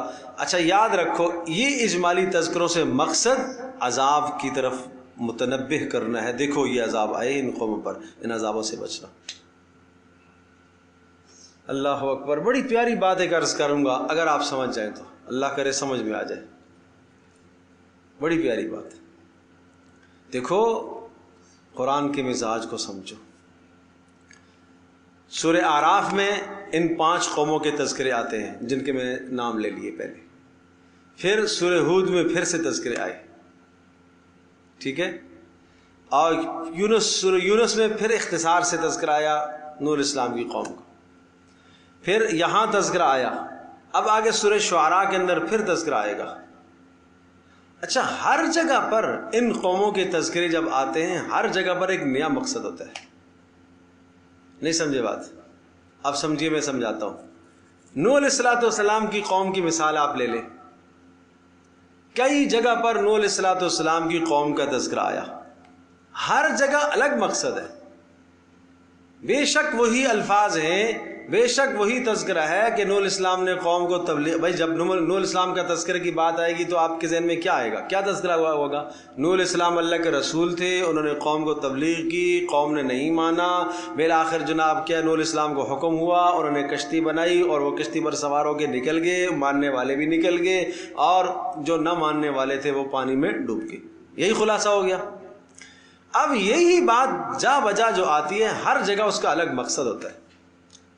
کہیں مقصد صرف عذاب بتلانا ہوتا ہے، وہاں الفاظ میں آپ غور کریں گے، شدت آئے گی، الفاظ عذاب کی طرف اشارہ کر رہے ہوں گے۔ دیکھو نوح علیہ السلام کی قوم پر عذاب آیا ہے، تم عذاب سے بچو، پھر نوح علیہ السلام کا تذکرہ آ گیا۔ کہیں پیارے پیغمبر صلی اللہ علیہ وسلم کو تسلی دی جا رہی ہوتی ہے، دیکھو نوح علیہ السلام نے کتنی طویل زمانہ تبلیغ کی، وہاں پھر تذکرہ آیا نوح علیہ السلام کا، لیکن یہاں مقصد کیا ہے؟ یا نوح علیہ السلام کی طوالت بتانا، تبلیغ کی طوالت بتانا۔ وہاں قرآن ذکر کرتا ہے کہ ہم نے نوح علیہ السلام کو قوم کی طرف بھیجا، 950 برس انہوں نے تبلیغ کی، اس لیے کہ وہاں مقصد کیا ہے؟ تبلیغ سمجھانا۔ نہیں سمجھے؟ بڑی تفصیل سے آیا سورہ عنکبوت میں، سورہ عنکبوت کا موضوع ہی ابتلا اور مصائب ہے، تو وہاں پر وَلَقَدْ أَرْسَلْنَا نُوحًا إِلَىٰ قَوْمِهِ فَلَبِثَ فِيهِمْ أَلْفَ سَنَةٍ إِلَّا 50 عاما، اس لیے کہ اس کا مضمون کیا ہے؟ مصائب، مصائب، مصائب، دنیا میں شدائد آئیں گے۔ کہا دیکھو نا، نوح علیہ السلام کو ہم نے بھیجا اور انہوں نے اپنی قوم کو 950 برس تبلیغ کی اور مصائب جھیلے، اور ماننے والوں نے بھی مصائب جھیلے۔ وہاں پھر تذکرہ آتا ہے، کہاں کہیں کہیں مکالمہ آتا ہے۔ دیکھو جب رسول اللہ صلی اللہ علیہ وسلم کو قوم برے الفاظ کہتی تھی، یہ کیسے ہو سکتا ہے، یہ انسان ہے، تو وہاں تذکرہ آیا، دیکھو نا نوح علیہ السلام کی بھی تو لوگوں نے یہی کہا تھا، جو اعتراض تیرے پر کر رہے ہیں نوح علیہ السلام پر بھی تو کیے تھے، تو پھر تذکرہ آتا ہے۔ تو ہر جگہ پر اس تذکرے کا الگ مقصد ہوتا ہے۔ کچھ بات سمجھ میں آئی ہے میری؟ تو جس قوم کا تذکرہ جو بار بار آتا ہے، ہر جگہ پر اس تذکرے کا مقصد کیا ہے؟ الگ ہے۔ اچھا، جو مقصود ہوتا ہے، الفاظ اسی مقصود کی طرف اشارہ کر رہے ہوتے ہیں۔ اب موسیٰ علیہ السلام کا تذکرہ آپ کو بہت زیادہ ملے گا، لیکن میرے عزیز دوستوں اور بزرگوں، آپ کہیں بھی میں دعوے سے یہ بات کہوں گا، اللہ کا کلام ہے، اللہ کا کلام ہے، کہیں آپ کو ایسا تکرار نہیں نظر آئے گا کہ 100% یہ بات وہاں پر بھی ہے اور وہی بات یہاں پر بھی ہے۔ نہیں، ہر جگہ مقصد الگ ہے، ہر جگہ کا مقصد الگ ہے۔ یہاں موسیٰ علیہ السلام کا تذکرہ کس مقصد سے کیا، آگے تذکرہ آئے گا اس کا مقصد دوسرا ہے۔ آپ دیکھیں گے بڑی تفصیل سے موسیٰ علیہ السلام کا تذکرہ سورہ طٰہٰ میں آپ پڑھ چکے، بڑی تفصیل سے آیا ہے۔ پھر یہی تفصیل آگے آئے گی جا کے سورۃ القصص کے اندر، پھر سورۃ القصص میں سے پہلے پھر سورۃ النمل میں. اور ایک عجیب بات، طا کے لفظ سے جو بھی سورت شروع ہونے والی ہے اس میں موسیٰ علیہ السلام کا تذکرہ تفصیل سے آتا ہے. طٰہٰ تفصیل سے آیا. طاسین سورۃ النمل تفصیل سے تذکرہ آیا. طاسیم میم سورۃ القصص تفصیل سے تذکرہ آیا. بات سمجھے؟ تو یہ کچھ قرآن کے رموز سمجھو، اللہ کا کلام ایسے سمجھنے کی کوشش کرو. اللہ اکبر. آئیے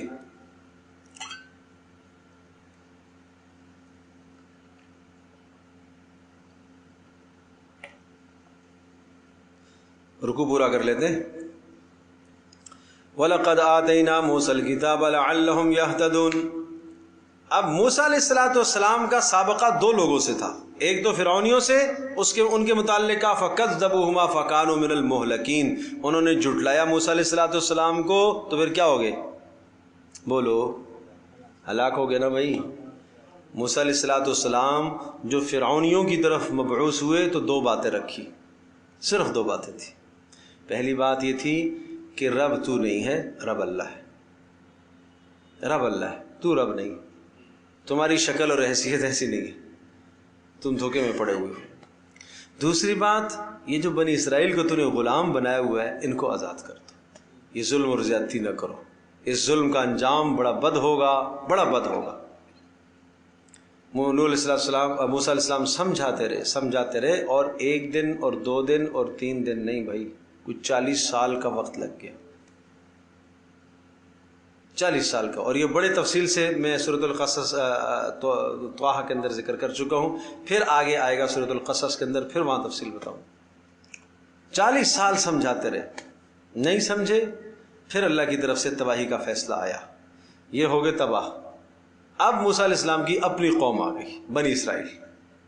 اب موسیٰ علیہ السلام کو کتاب دی گئی. تو کتاب کب دی گئی ہے؟ فرعونیوں کے تباہ ہونے کے بعد. یہ بات سمجھ میں آئی ہے؟ فرعونیوں کے ہلاک ہونے کے بعد موسیٰ علیہ السلام کو تورات عطا کی گئی ہے. اب اس تورات کا تذکرہ اور موسیٰ علیہ السلام کا اپنی قوم کے ساتھ جو مکالمہ ہوا اس کا ایک لفظ ایک ہی آیت کے اندر تذکرہ ہے. وَلَقَدْ آتَيْنَا مُوسَى الْكِتَابَ. ہم نے موسیٰ علیہ السلام کو کتاب عطا کر دی ہے، یعنی فرعون کے ہلاک ہونے کے بعد. اور کیوں عطا کی ہے؟ لَعَلَّهُمْ يَهْتَدُونَ، تاکہ موسیٰ علیہ السلام کی قوم صحیح راہ پر چلے، تاکہ یہ ہدایت پا جائے. یہ مقصد ہے. لیکن یہاں اب وہ تذکرہ نہیں ہے. اللہ اکبر. اللہ سمجھ دے، ہم سب کو سمجھ میں آ جائے. یہاں وہ تذکرہ نہیں ہے کہ قوم نے پھر کیا کہا، پھر موسیٰ علیہ السلام نے کیا کہا، پھر قوم نے کیا کہا، پھر یہ کیا ہوا. اس کا تفصیلی تذکرہ پہلے پارے کے اندر آتا ہے. یہاں وہ تذکرہ نہیں ہے، اس لیے کہ مقصود یہاں صرف عذابوں سے مطلع کرنا ہے، صرف عذابوں کے الفاظ بتلانے مقصود ہے. اب آگے دیکھیے. وَجَعَلْنَا مِنْ مَرْيَمَ وَأُمَّهُ آيَةً وَآوَيْنَاهُمَا إِلَىٰ رَبْوَةٍ ذَاتِ قَرَارٍ وَمَعِينٍ. اور اس کے بعد آخر میں محمد رسول اللہ صلی اللہ علیہ وسلم سے پہلے جو آخری رسول آنے والے ہیں بنی اسرائیل کے، وہ ہیں ابن مریم، عیسیٰ علیہ السلام. بات سمجھے بھائی؟ گویا کہ اس قوم کا آغاز بھی 2 رسولوں سے ہوتا ہے، موسیٰ علیہ السلام اور ہارون علیہ السلام، اور اختتام بھی 2 رسولوں پر ہوتا ہے، حضرت عیسیٰ علیہ السلام اور یحییٰ علیہ السلام. یہ آخر کے 2 رسول بنی اسرائیل کے. وَجَعَلْنَا ابْنَ مَرْيَمَ، اور ہم نے بنا دیا ابن مریم کو. ابن مریم یعنی عیسیٰ علیہ السلام. اور یہ ابن مریم اس لیے کہا کہ ان کو ابن اللہ نہ کہا جائے، یہ اللہ کا بیٹا نہیں ہے. خبردار. رد ہو گیا کن کا؟ نصارہ کا، عیسائیوں کا رد ہو گیا. ٹھیک ہے. اور ساتھ ساتھ رد ہو گیا یہودیوں کا بھی. ابن مریم ہے بھائی، ابن زنا معاذ اللہ ثم معاذ اللہ نہیں ہے، یہ ابن مریم ہے.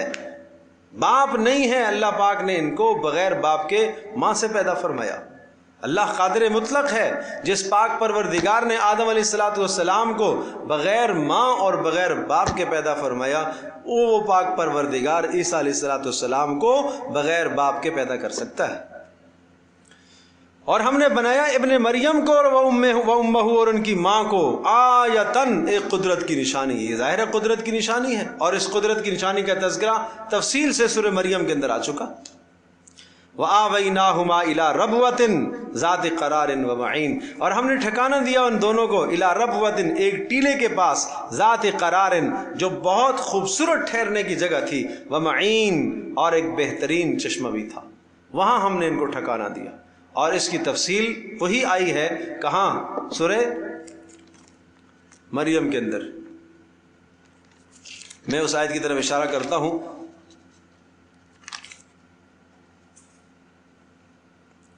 سورہ مریم میں آیت نمبر 21 اور 22 آپ دیکھیں، فَحَمَلَتْهُ فَانْتَبَذَتْ بِهِ مَكَانًا قَصِيًّا، حضرت مریم امید سے ہو گئی، اور فَانْتَبَذَتْ بِهِ مَكَانًا قَصِيًّا، جب بچے کی پیدائش کے آثار ظاہر ہو گئے تو لے کے چلی گئی، یعنی پیٹ میں، مکانًا قصیّا، ایک دور کی جگہ پر، فَأَجَاءَهَا الْمَخَاضُ إِلَىٰ جِذْعِ النَّخْلَةِ، ایک دور کی جگہ پر گئی، لیکن درد ذہن نے انہیں مجبور کر دیا، وہ آ کر ایک ٹیک لگائی انہوں نے نخلا، ایک کھجور کے تنے کے ساتھ۔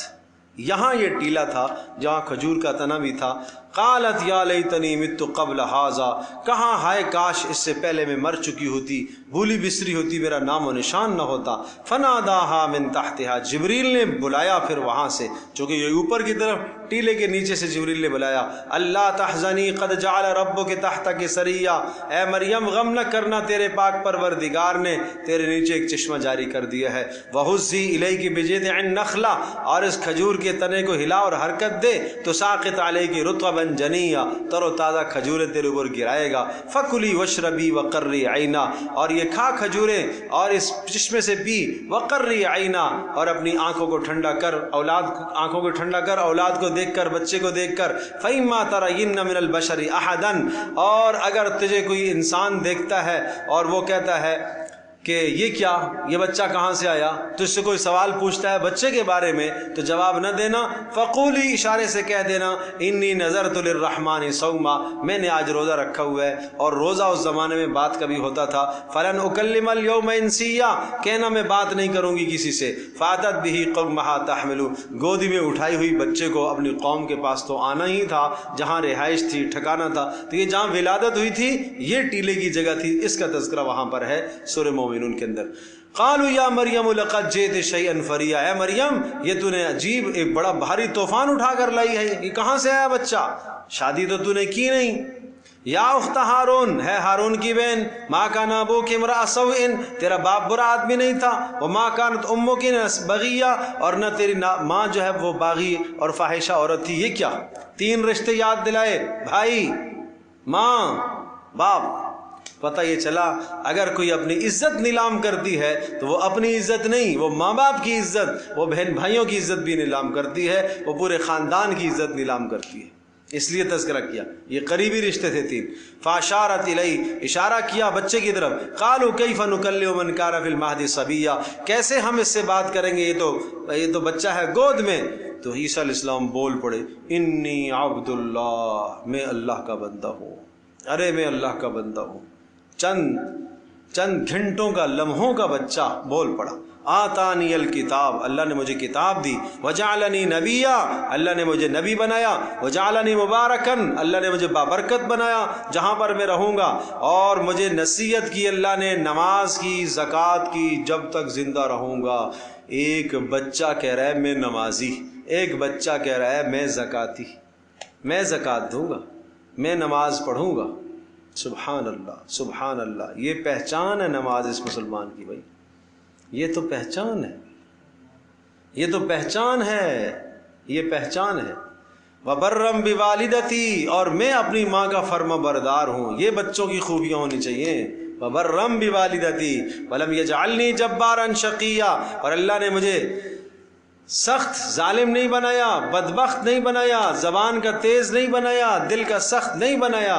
والسلام علی یوم ولدت، پیدائش کے دن بھی میرے اوپر سلامتی ہوئی، مرتے وقت بھی میرے اوپر سلامتی ہوگی، جب دوبارہ آؤں گا اور جس دن قیامت میں اٹھایا جاؤں گا تو بھی میرے اوپر سلامتی ہوگی۔ ذالک عیسی ابن مریم، یہ ہے عیسیٰ بن مریم۔ تو یہ ہے ربوہ کی بات جو آ گئی ہے، وَآوَيْنَاهُمَا إِلَىٰ رَبْوَةٍ، اور ہم نے ان کو ٹھکانہ دیا اس ٹیلے کے پاس، ذات قرار و معین، اور وہ ایسی جگہ تھی جو قرار والی تھی، وہ معین، اور بہترین پینے کا پانی تھا، معین پینے کا پانی۔ اللہ اکبر۔ الحمدللہ رب العالمین عدد خلقہ ورضا نفسہ وزنۃ عرشہ ومداد کلماتہ۔ اللهم احسن عاقبتنا في الامور كلها واجرنا من خزي الدنيا وعذاب الاخره. اللهم انا نعوذ بك من الفتن ما ظهر منها وبطن. اللهم ارحمنا بالقران العظيم واجعل لنا اماما ونورا وهدى ورحمه. اللهم ذكرنا بما نسينا وعلمنا بما جهلنا وارزقنا تلاوته آناء الليل واطراف النهار واجعل لنا حجة يا رب العالمين. اللهم انصرنا ولا تنصر علينا. اللهم اكرمنا ولا تهنا. اللهم اشف مرضانا ومرضى المسلمين. اللهم اشف مرضانا ومرضى المسلمين. اللہ ہماری اس مجلس کو قبول فرما، ہمارے گناہوں کو معاف فرما، اللہ اس قرآن کا نور ہمارے سینے میں پیدا فرما، اللہ ہم سب سے، ہماری نسلوں سے، اولادوں سے اللہ قرآن کی خدمت لے لے، ہم سب کو قرآن کی خدمت کے لیے قبول فرما، مرتے دم تک اس خدمت عظمیٰ کے لیے ہم سب کو قبول فرما، جان مال عزت سب کچھ قرآن کے لیے قربان کرنے کی ہمیں توفیق نصیب فرما، اللہ ہماری دعاؤں کو قبول فرما، بزرگوں کا آنا، جوانوں کا، ماؤں بہنوں کا آنا اپنی بارگاہ میں قبول فرما، اللہ سب کی پریشانیاں دور فرما، سب کی بیماریاں دور فرما، اے اللہ سب کے گھروں کے اندر رحمتوں اور برکتوں کو نازل فرما، وصلی اللہ تعالی علی خیر خلق محمد۔